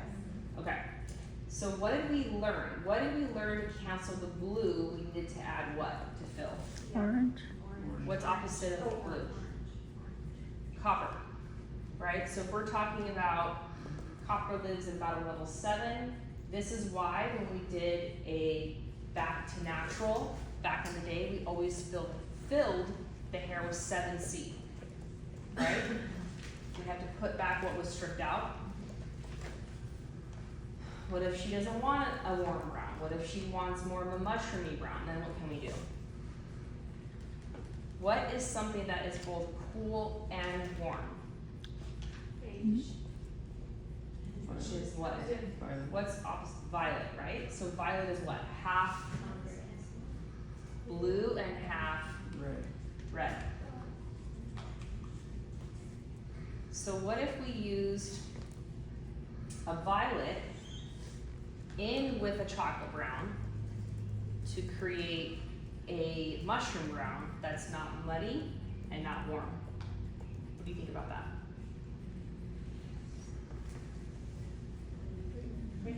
Yeah, right? So not all ashes created equal. Blue ash and a violet ash are completely different things. Lighter violet, which is cendré, which usually lives at a level 7 lighter, right? We're talking about like a dark violet, which is gonna be like red wine violet. That's not the same thing as like a cendré, which is more of a lavender. So if you mix lavender with warm brown, that's how you're gonna get mushroom brown. So if you're talking like shades EQ, that would be an NB plus a V, V for Victor, violet. If you're talking about this line in particular, which is the Schwarzkopf Vibrance, they have a -4, which is beige. Where's my friend who said beige? What's beige? Blue violet. Beige is muted gold, right?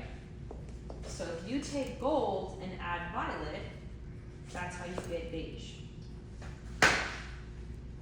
So the -46 is beige chocolate. Muted gold, warm brown. That's what I'm using on her right now.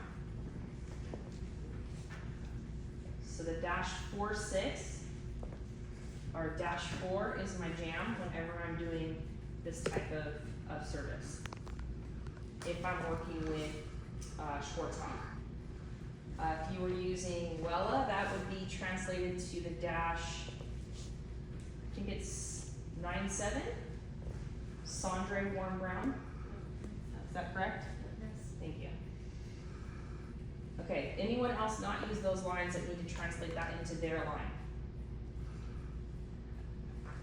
No, but do you ever use like the 4-2s? Where would you use Rarely. The 4-2s, I feel like they're a little on the green side for me, so sometimes they kind of scare me. I think the 4-2s and Vibrance might be okay, because Vibrance is already more gold beige. The 4-2s though, and the Agora Zero is real green. So we're actually gonna be using the Agora Zero AM, the Zero Ammonia Permanent Color Line, and we're gonna be using all the -46s. And because it already has more of a blue-violet cast to that line, it's the epitome of mushroom brown. It's so pretty. It's a very silver brown. We're also working on mannequins that have like that level 8 gold color. So we do need to cancel some of that warmth on those warm mannequins. So I think if I've tried this with the Vibrance on the mannequins, but it's still too gold for me.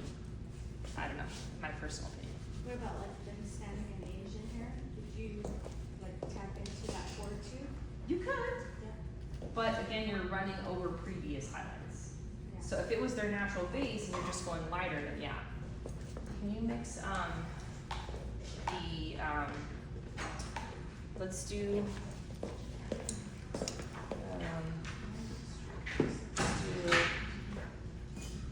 these two. And then I'll probably want, yeah, let's do half and half. Okay. So now that I've applied this, I'm gonna go in and start sectioning out and feathering down. So I have the root applied on the internal section where the sun don't shine. Where's my comb? What did I do with my comb? Do you know what I did with the comb? Did I hide it from myself? Oh, it's over here. I did hide it from myself. Ta-da!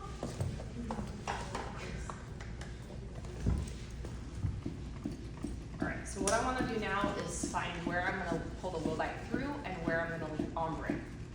So I've heard some people comment on my Instagram and say, oh, that's kind of like a braided balayage. I'm like, all right, cool, whatever you want to call it.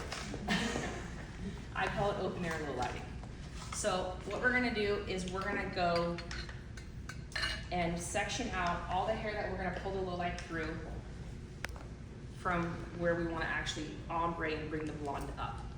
So I'm gonna use diagonal sections forward, so almost kind of thinking of this as the navel of the orange and kind of working wedges off of that.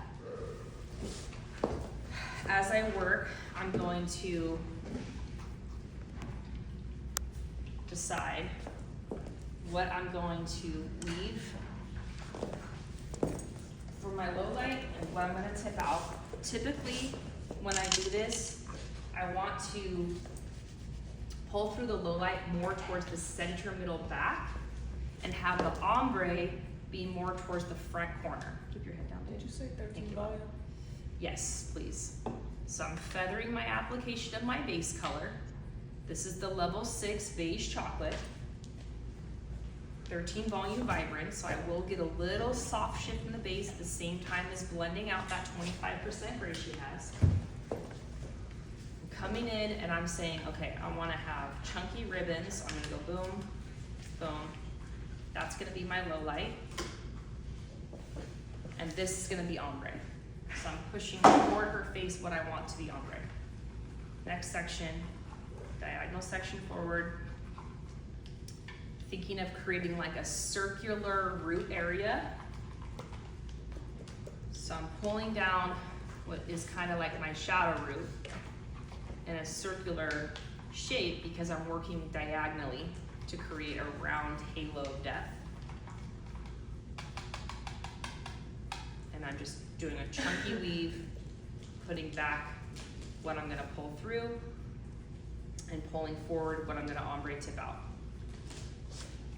I'm gonna section both sides before I start my low light. That way I can just do the whole back of the head low light in one step.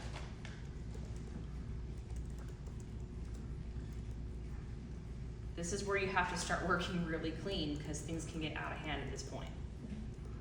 It does help that my model has a back that I can support these sections. The mannequins don't have any bodies, so it's a little hard, but it's okay. She's not gonna ask for a refund. So if she gets a little spotty back here, we don't make mistakes today, we make discoveries.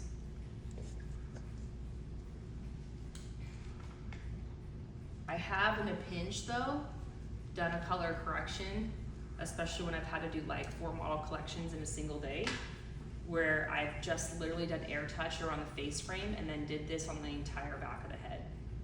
And it was so pretty. It looked like,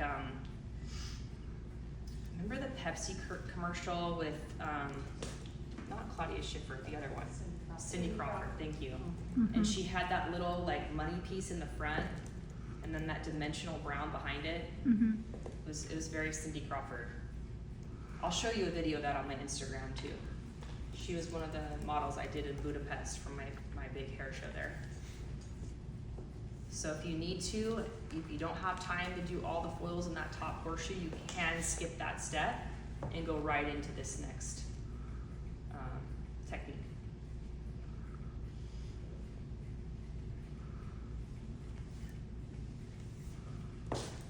So I'm trying to leave more blonde towards the front corner. You see that? My 3-year-old says that. You see that, Mama? You see that? Whenever he wants to convince you of something.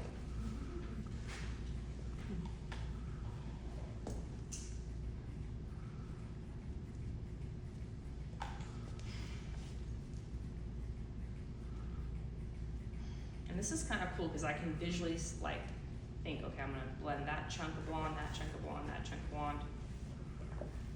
And then I'm leaving that front corner lighter. So the pieces closer to her face are gonna stay blonde. And the pieces more towards the center middle back is what's gonna be pulled through. And when you think about balayage, it's pretty chunky. It's ribbons, it's pops. So when you curl it, you see all of that dimension. I think sometimes we are so used to doing such fine baby lights that we forget that that's not what balayage is. And it's okay to work a little bit bigger with our sections. So remember that before and after picture that I showed you, the back of the head, you could really see the difference between fine lines and ribbons. That's what we're trying to create here.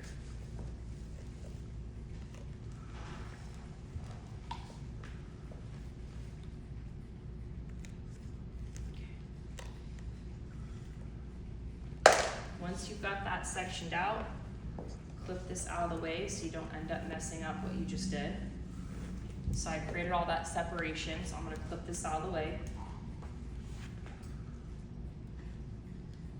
Boom.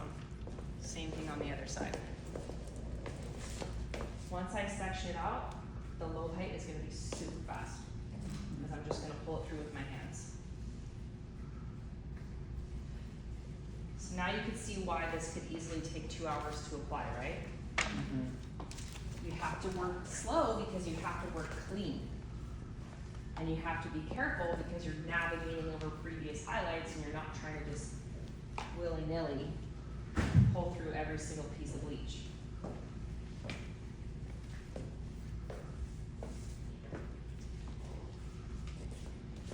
Diagonal sections forward.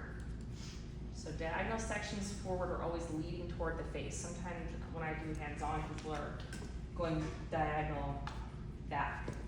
So just think of like pushing weight towards the face.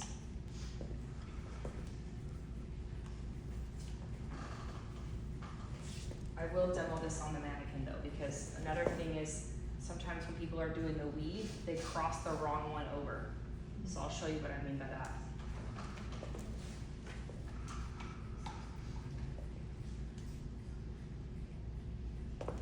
So if I take this section and I'm saying, okay, I wanna do this low light, this low light, this low light. If I cross the low light section forward, it's gonna be, you can't pull it through. So you actually have to pull the low light over the top so it's in the center. So then you can pull that through. Little nuances that are easy to forget, but that's why we do the guided hands-on. And we do, I do, you do, I do, you do. That way we can work together. It's like a yoga class. You know when they demonstrate something and you think, you're like, yeah, and then you go to do it and they're like, no. Sometimes I'm so tired when I go work out with my trainer, I just like, I don't know what's going on. I don't even know my left from my right. She's like, no, that's your right. No, that's your left. That's your, she's like, oh, forget it, Ashley. I'm like, I'm dyslexic, okay? Dyslexia is a requirement to go to beauty school. Don't you know that? You don't have dyslexia and ADHD, they don't let you in. I think it's just how our brains work differently. That's why I love how this generation just calls it neurodivergent. It's not a learning disability. It's a gift. It's true. Even Vladimir said he's dyslexic. Man's brilliant. It's just an artistic mind.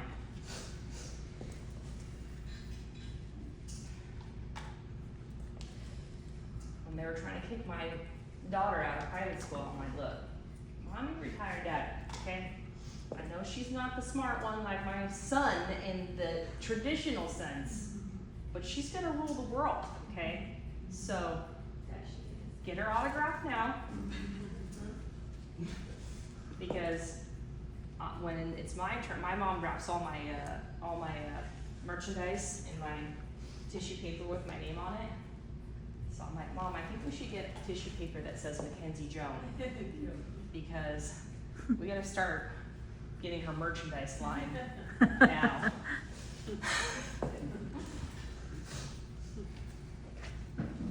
Okay, so now we have our separations.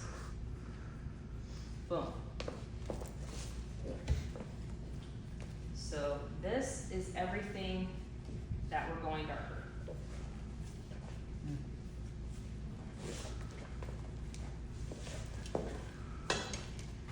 So it looks like a lot, but if you think about it, it's all interweaved through this whole section. Yeah? Yeah. Okay. So now I have 7-4 and 846, level 7 beige and level 8 beige chocolate. That's gonna be my low light. So I'm gonna be working with a 13 volume. And now I'm just gonna go for it. 7-4 and 846, level 7 beige, level 8 beige chocolate, 13 volume.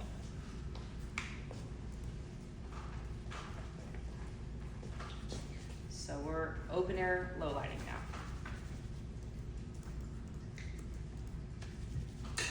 So I'm this is saturating all the way through.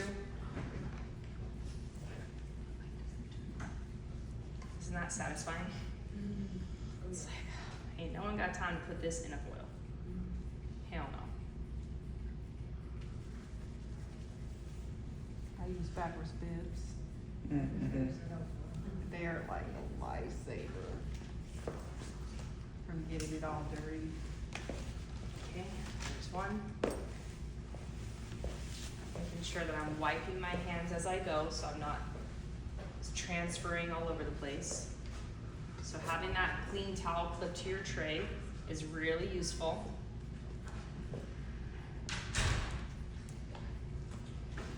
Slapping it on. We call this the slapping table. The what? What did you say? It's day 2.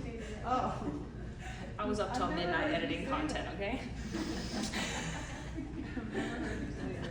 I just made that up. Oh. Everyone's like that. Are you hungry? You were the one who were sending me that meme about this. What did you call it? You I was guys, like- I'll show you. I'll tell you what I sent her. And she said it, not me, okay? Because I was all, huh?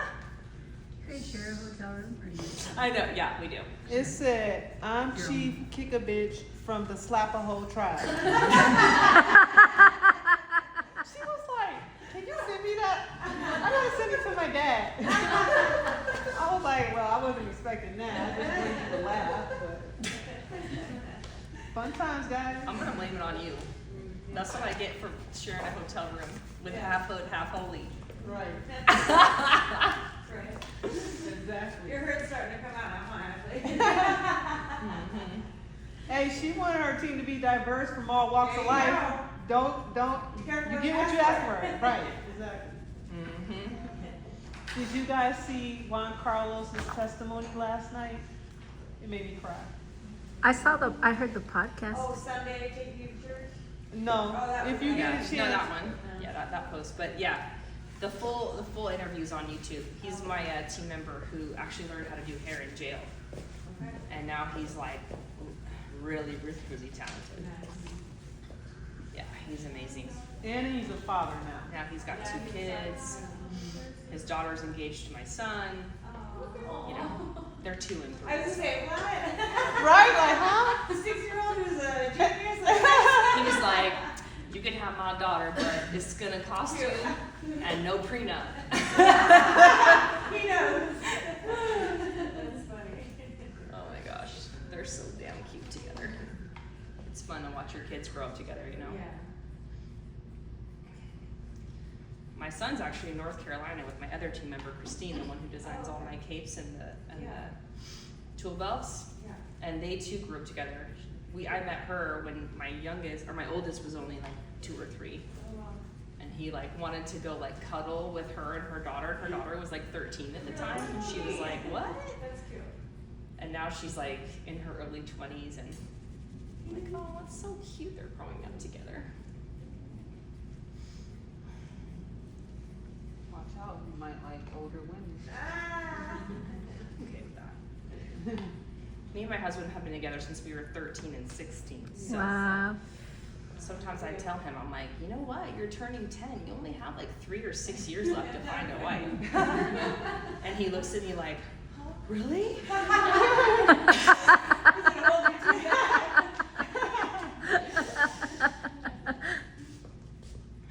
So in his mind, he thinks that his time's almost up. He's not gonna beat it out the neck. It's like, wait. Isn't that just so satisfying? It's so pretty. Okay. Braided balayage, slap and tick on, care what you call it. Okay. Let's see. What do we have? Oh, these are consultation forms. I'll show you that later. So this was the step 2. I think I have a little video for this. Can you mix me? Let's do clay let's do clay with 30 volume. Okay. So step 2, tinting base color between foils, saturated teas, flowing through the low light varying levels. Those are my old formulas of TBH. Here's the video of this girl. Space Green Hairline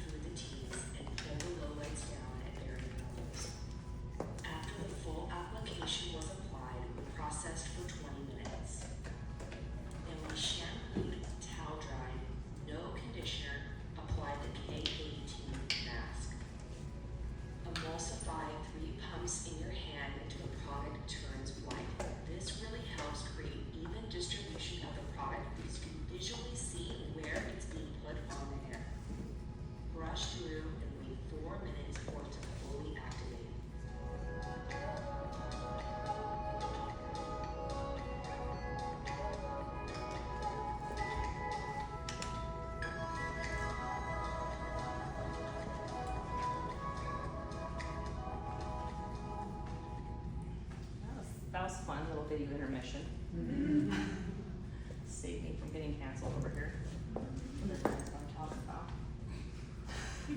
Tickle comments. Reel it in, actually. Yeah, it's I'm trying to slap the whole fries. Yeah. Okay. So can you see what I'm doing here? Wow. That looks so intimidating with all the back looking like, Yeah. how do I get this out? I know, that's what I was asking yesterday. Very When is a carefully. good time to brush it up? You know, like a shampoo bowl, after colors? Well, considering that you're the one who brushed out my tees yesterday, would you like to share? Oh, yes, you're talking to me. Yes, you. So I do my detangling from the tees a lot, differently than others. I just take my time, I work from the bottom up, just like you would to comb out hair. And I just kinda do a whole up, under maneuver.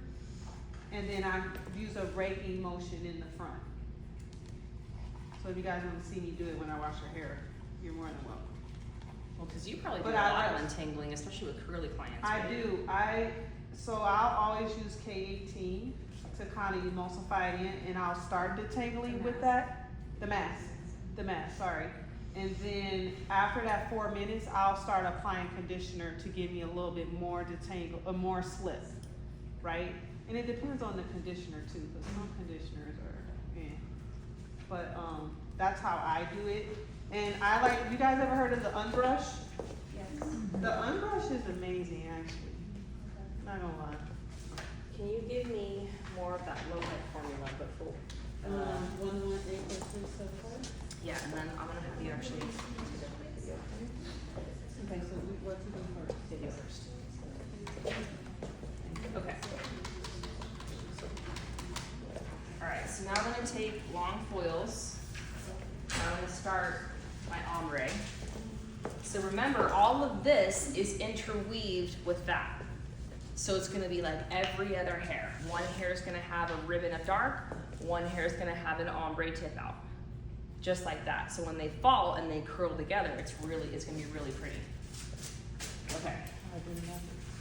It looks a little crazy, and honestly, like when I was filming that video for BTC, I was like, oh my god, it's gonna be too dark, this is gonna be chunky, she's gonna hate it, and then I just had to be like, not today, devil, not today. Shout down the devil in your head. Tell me, Self-talk's important. doesn't matter, she's gonna love it. Okay, so let's get a video really quick of this. Here, you can stand right there and I'll turn to you. Ready? Ready.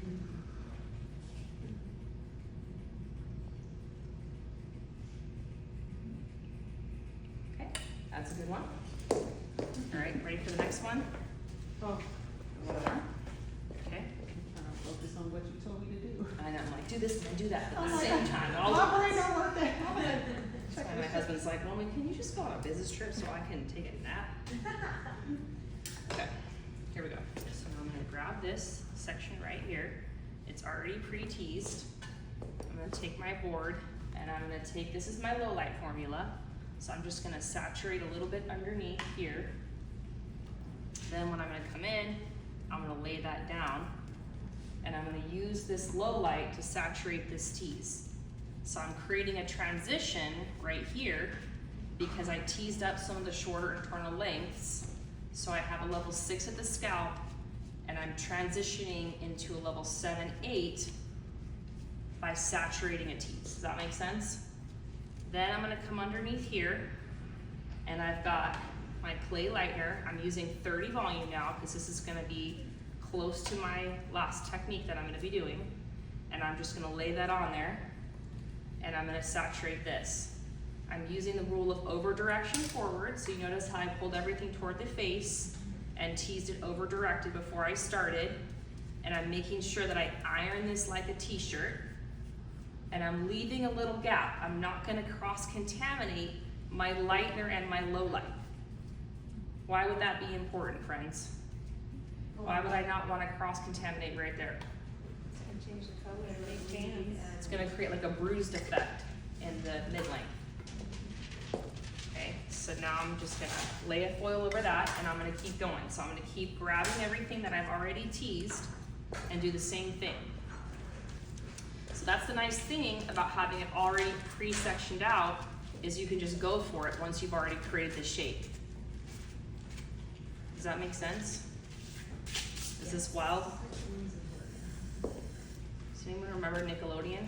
Wild and Crazy Kids. Oh my gosh, I love Wild Kids. You remember that? Okay, cool. Yes! Wild and Crazy Kids. Paul, this is the Wild and Crazy Kids low light. She's crazy. She's the crazy girl.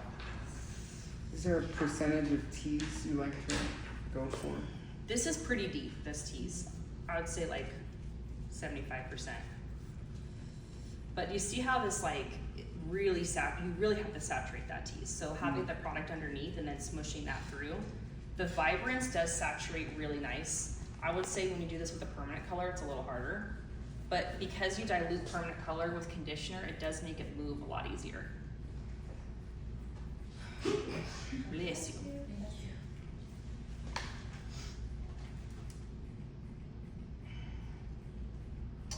So in the model in the other video, she already had blonde in, so I didn't really have to do this part. But in this scenario, this is just too dingy down here. Like I need to pop this. Mm-hmm. So with that space that you're not overlapping, the lightener and color, is that going to still be diffused once you brush out because you teased above that? Exactly. But the other thing is I can also go back through and pull through a toner that's a permanent color. So like, let's say for example, I did a hybrid color around the hairline and through the mid-lengths and the ends, that would base break that section. So I could use the same formula that I put on her hairline through the mid-lengths and ends to finesse that transition if I need to. Does that make sense? Yeah. Ashley, how much was the space between the lightener and the color? Half an It's inch? just enough so they don't overlap. It's not an exact science. It'll be different too if you have a different scenario on the head. Okay, now you can mix more low light. Sorry, friend. And It's like, Phil, mix more. Stand on your head. I love you, Jennifer. I love you too. She puts up with me. We become like family. We've spent a lot of time together on the road. On the road again.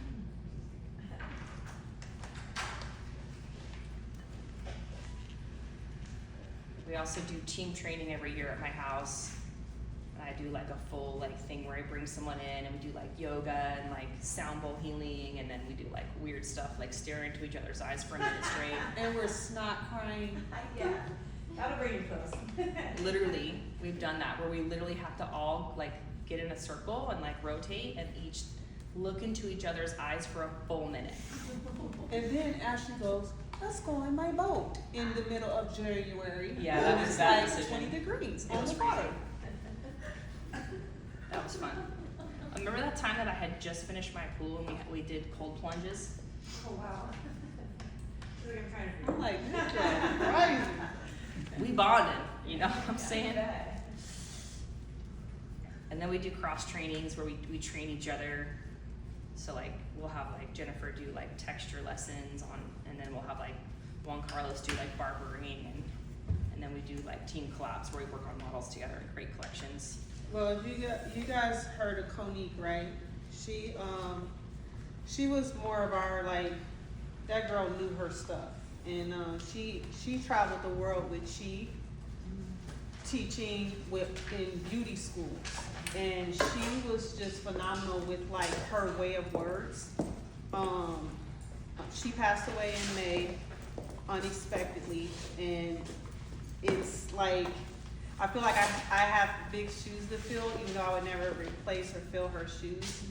But she's taught me a lot about just how precious life is and how we just have to be good people. I just had to bring her up, so. Yeah. You guys always are. Yeah, she was like our sister. It was really, really tough. It's still hard. 'cause she would have been 51 in July. Yeah, she was my Leo sister. Alright, so I've got 2 more right here. Or maybe actually, I'm gonna do 1. Do you see how you can get away with working in pretty big sections with this technique? So I'm covering a lot of ground. And then after this, I'm just gonna start in the mohawk section. So once I'm done with this, I have to do the same low light, but through the top horseshoe. The nice thing about it is because of my zigzags, it's already pre-sectioned out for me. Does that make sense?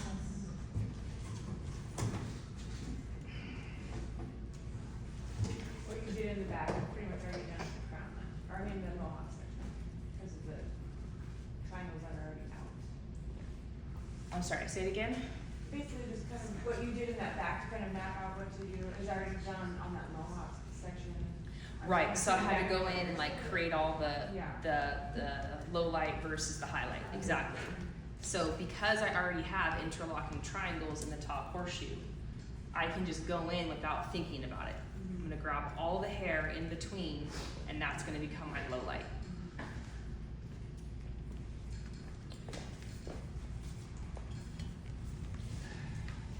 So we're gonna do all of these steps on our mannequin, friends. I'm gonna make you do all of this. I'll make you put in the work so you have empathy for me. Are you gonna make us slap and tickle? I'm gonna remember the slap bone try. Oh man, this is getting out of hand today. See how Phoenix does? That heat gives you a little delirious. I guess. Okay, we're almost done here.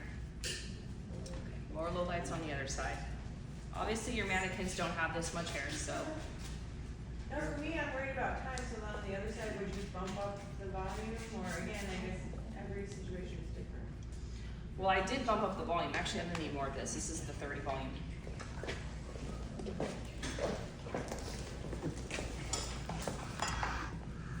This is why you can't charge for a partial highlight, because this is not a partial highlight. It's not even a full highlight. And the container is what, 40 bucks? Without a scoop. Yeah. They had the nerve to say $2 for the scoop. Real? You ever bought one, you're like, damn, I forgot to buy a scoop. They charge me for the scoops now, friends. So when she travels, I gotta remember to get her a scoop. Sometimes I forget. I'm like, okay, you're just gonna have to. We're gonna have to claw it out with our hands.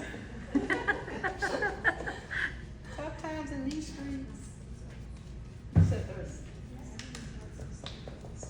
Okay, we still have more slides to get through in the PowerPoint too. Okay. We're just trying to do a master class and a color crush at the same time. Don't worry about it. Okay. Oh, Thank you. What'd you do? I just dropped. Mother trucker. Okay. And it's strong. This is where you have to start like talking yourself through this, talking yourself off the ledge. That's what I'm saying. If you can't charge enough to make more than or the same as 4 haircuts, I'm just gonna do 4 haircuts because this is stressful. And I don't even want to know how much product I've used so far.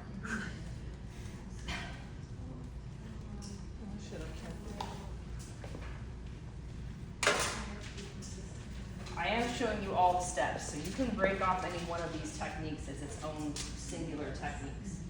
But I'm going above and beyond to give you every single option available, and then you can make it your own.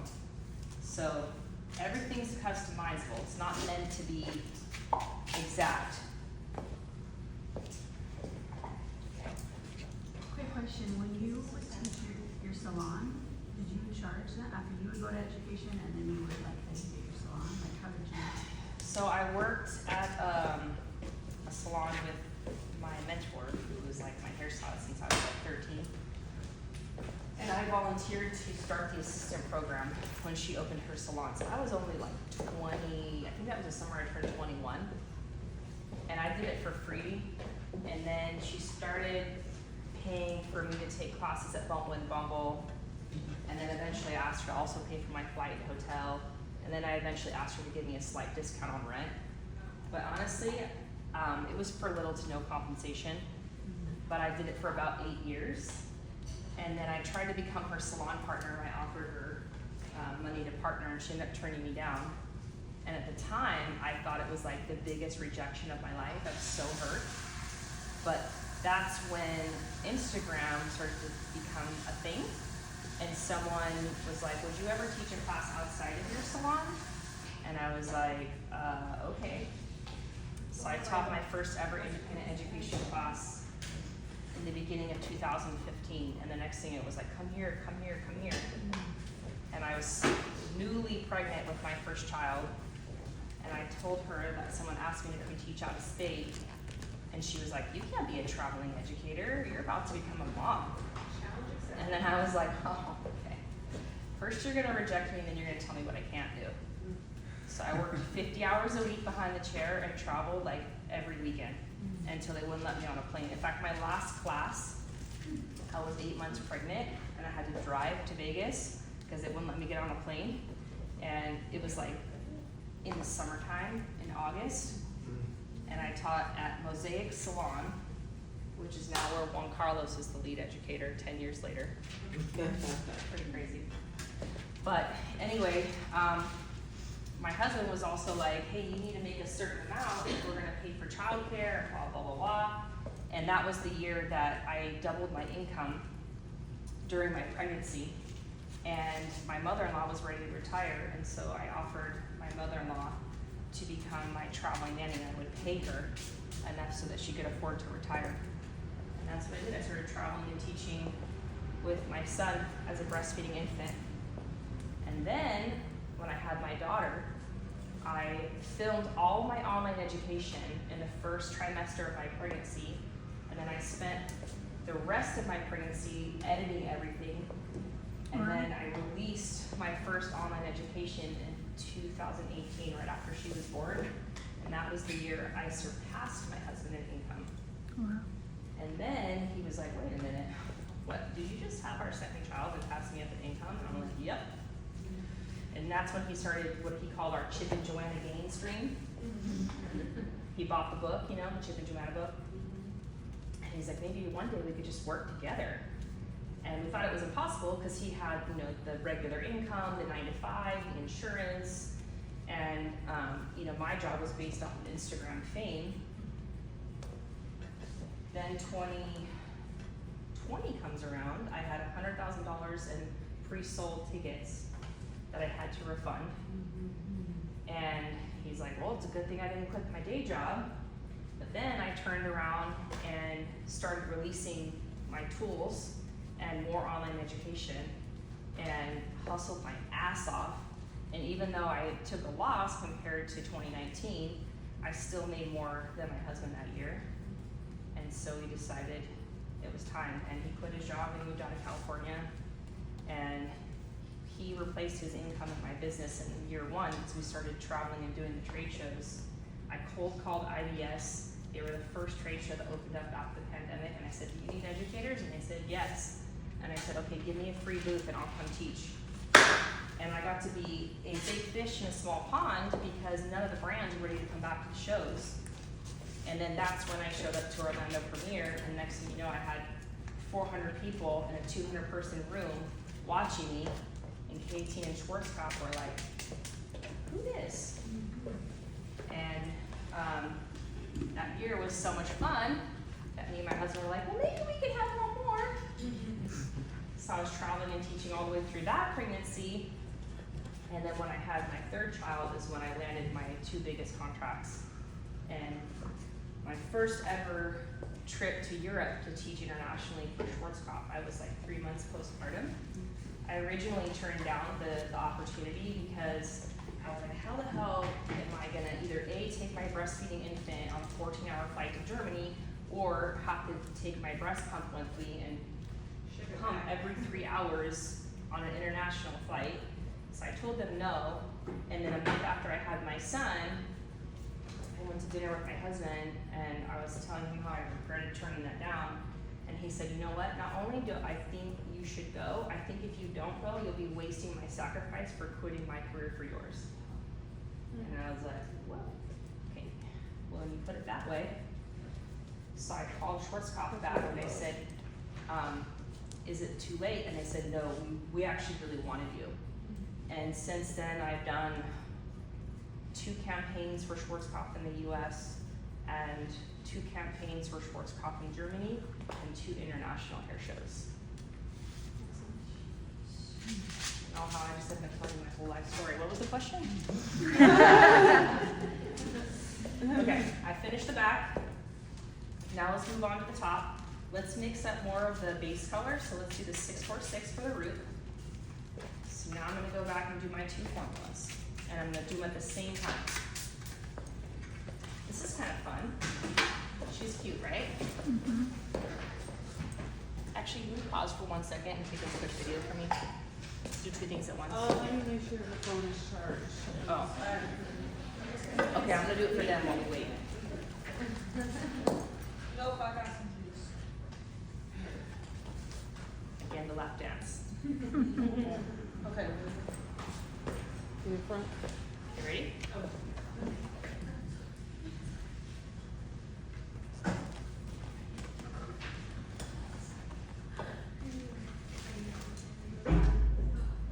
Good?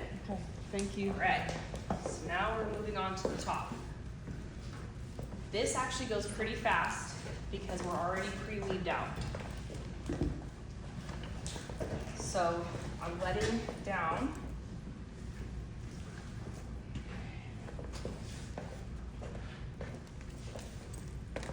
So this is my zigzag teasy light. So this is the blonde that I'm maintaining. In between is an interlocking negative triangle. So this right here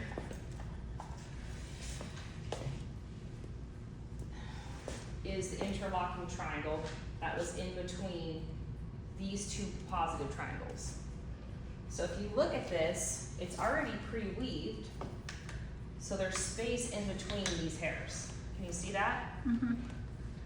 So I've got 4 negative triangles that interlock with positives on either side. So now what I'm gonna do is I'm gonna take my base color and I'm gonna saturate the roots exactly how I saturate the roots at the back, making sure that I get all the way through the T's.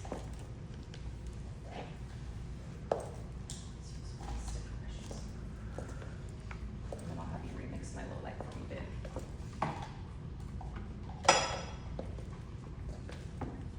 And then I'll also have you mix me more of the lighter. So this right here, this is the 646, so this is a level 6 beige chocolate.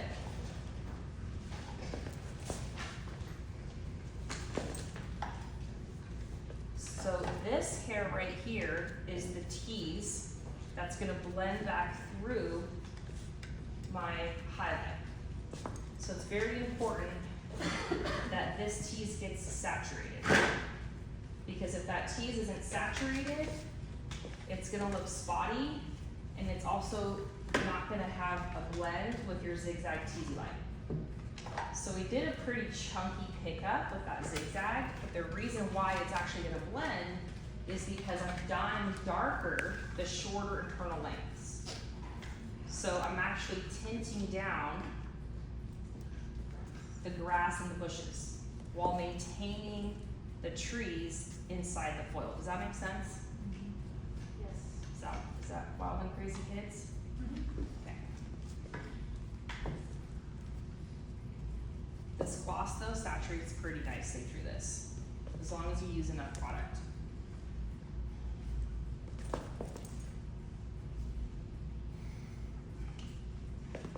So the nice thing about having that interlocking triangle is at this point, I can just go for it. I really don't have to think about this. And then what we're gonna do is the same low light technique that we did on the sides. So all the negative triangles, I'm gonna tease them, and I'm gonna dye the mid-length darker with my low light formula, and then I'm gonna ombre and tip out the ends. Does that make sense?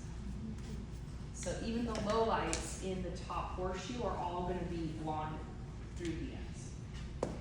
So it's gonna be lighter, there's gonna be that veil.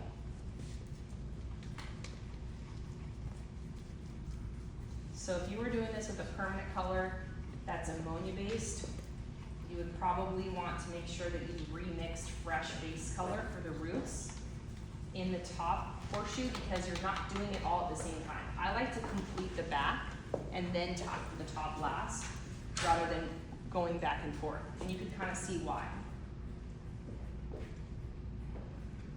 Is that fair enough? Mhm. Okay.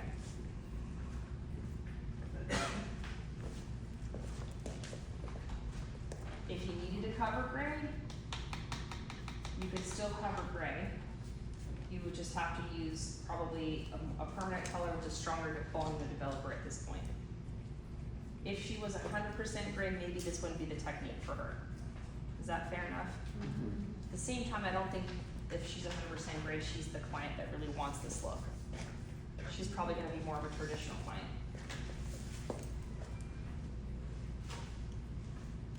Well, young people are getting gray now sooner too.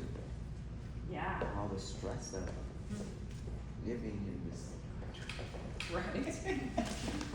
Everything's so expensive. I know, right? Inflation. All I gotta say is, we don't live in Russia, so could be worse. My Russian friends tell me stories and I'm like, and then what happened? What?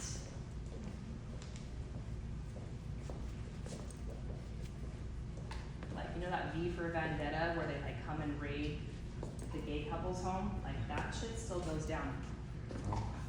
Yeah. Like you are not allowed to be gay. You will go to jail. They will raid your home. It's like, what? Just seems like that's in movies to me. I can't wrap my mind around that.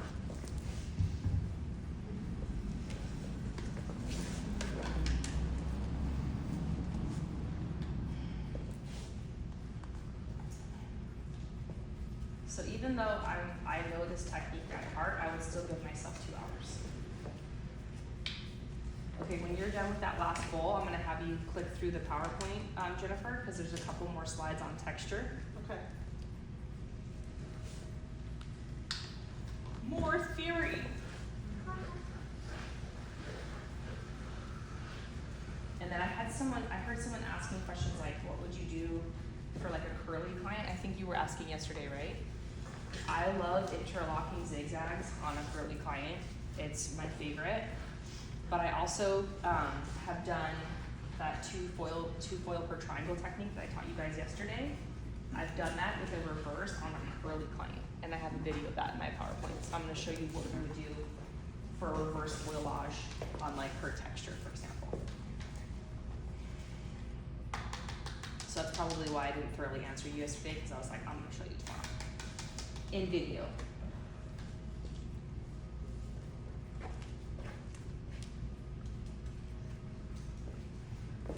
So if they're wanting a cooler result, because they're like a level 2 or 3, would you adjust their formula, or would you probably shift their base first and then go in with the highlight? I would, instead of using the Vibrance, I would have chose the Agora Zero.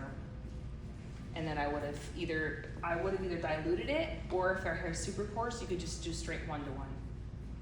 So the Agora Zero is what we're gonna use for the reverse foliage on our mannequins, and you'll see, this definitely is more gold, and it doesn't have as much power to lift. That 0 AM does have a lot of blue in it. It's really, really nice for darker, coarser, natural levels. So same thing, same exact application, just a different product. Okay, we gonna click? Yeah, there we go. Okay, so here's a little bit more visual for our factors of texture. So like Jennifer said, the texture chart can be controversial. Some people don't like the texture chart because they feel like, sometimes people can feel like they have the bad hair if their hair is 4C.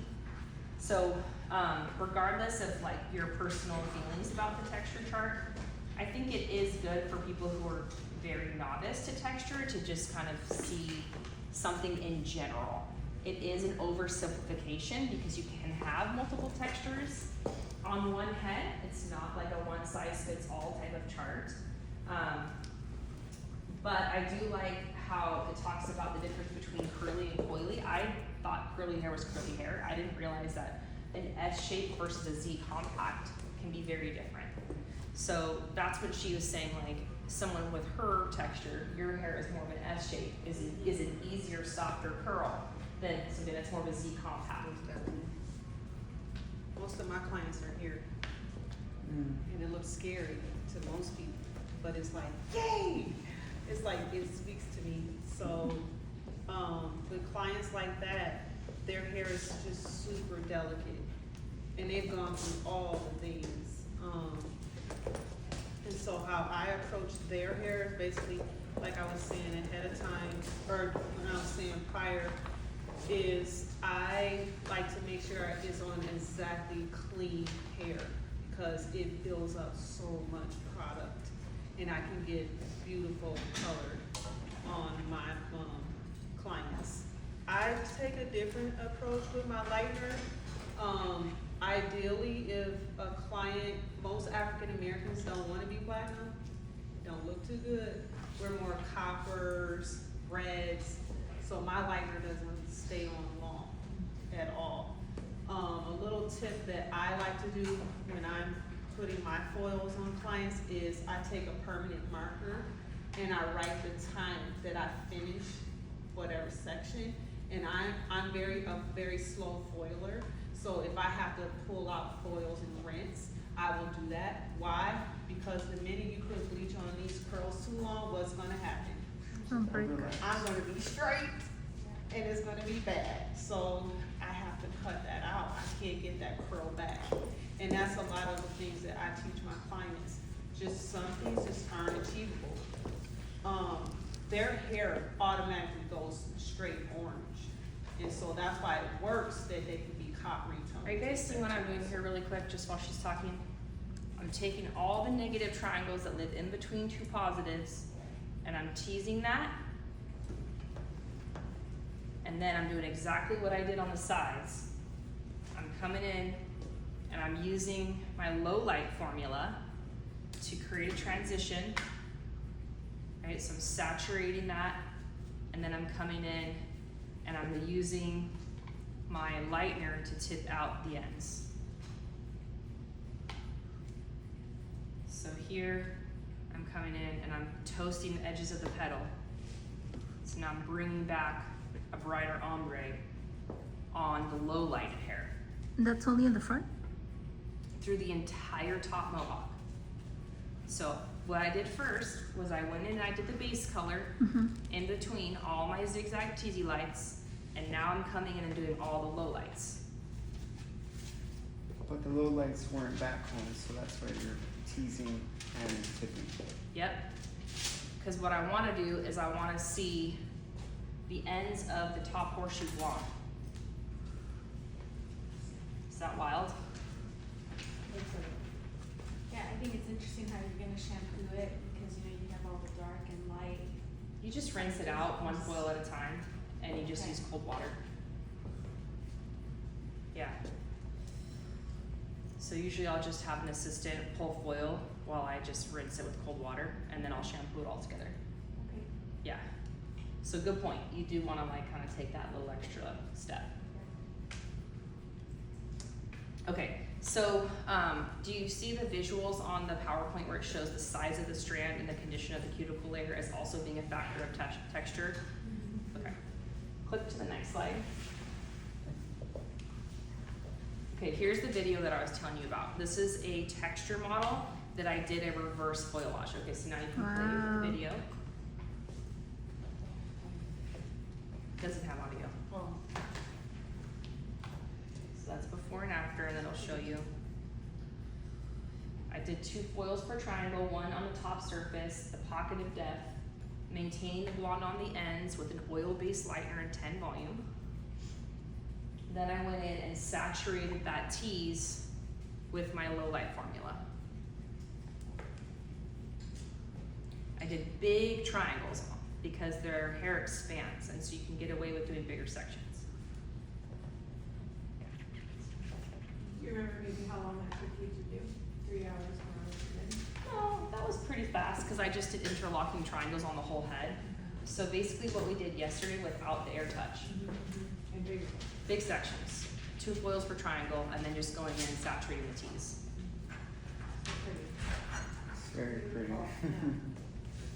Yeah, so that's actually faster than what I'm doing now. Okay.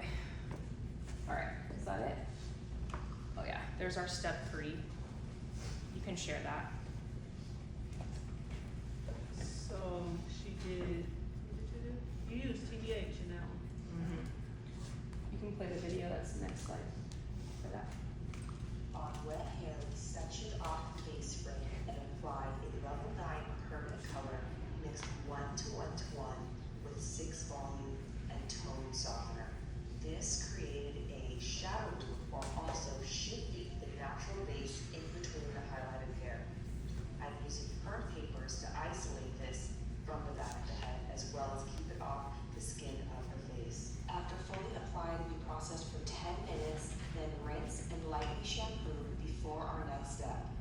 Our final color application was a gold demi-gloss. We coated this level 9 gloss on the entire head and let it process for 20 minutes.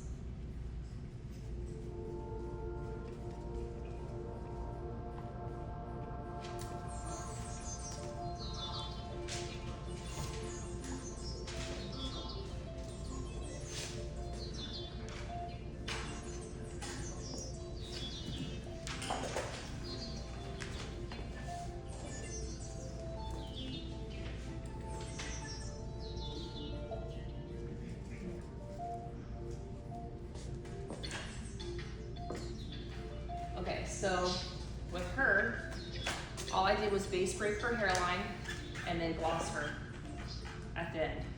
So I didn't have to go back in and do any shadow rooting because this is the shadow root. Does that make sense? Okay, so when I'm done with this, I'm gonna shampoo this off, isolate the hairline, base break the hairline, rinse off that, and then just gloss the back. Because I don't need to go back in and put any tap rooting. All of this is the tap rooting. Okay. So, how are we doing on time, friends? 1:30. 127. All right, 27 minutes past my schedule. I have a couple more lowlights. I'm just gonna continue doing the same exact thing that I'm showing you right now. So if you have any final questions, you can ask. That being said, I think we should come back from lunch in an hour, and then we can set up for hands-on. I'd like to start no later than 3 o'clock for the hands-on. So when you come back, we'll do exactly like yesterday. We'll just go right into it. And I think we had enough space and everything last time, right? Okay, cool. We had, oh yeah, cause we should. We'll Okay. figure it out. Yeah, if we need to, we can kind of move these chairs and scrunch them this way so we have more floor plan that way. So if you have personal items, you might want to take them in case we end up moving chairs around during lunch. Does everyone understand this technique that I'm doing right now? Anyone have any questions? Are you hangry? Does your butt hurt? Are you ready to go eat? Yes. Okay, you're Yeah. free to move out the cabin. Yes, without hesitation, yes. She's like, I'm ready to go.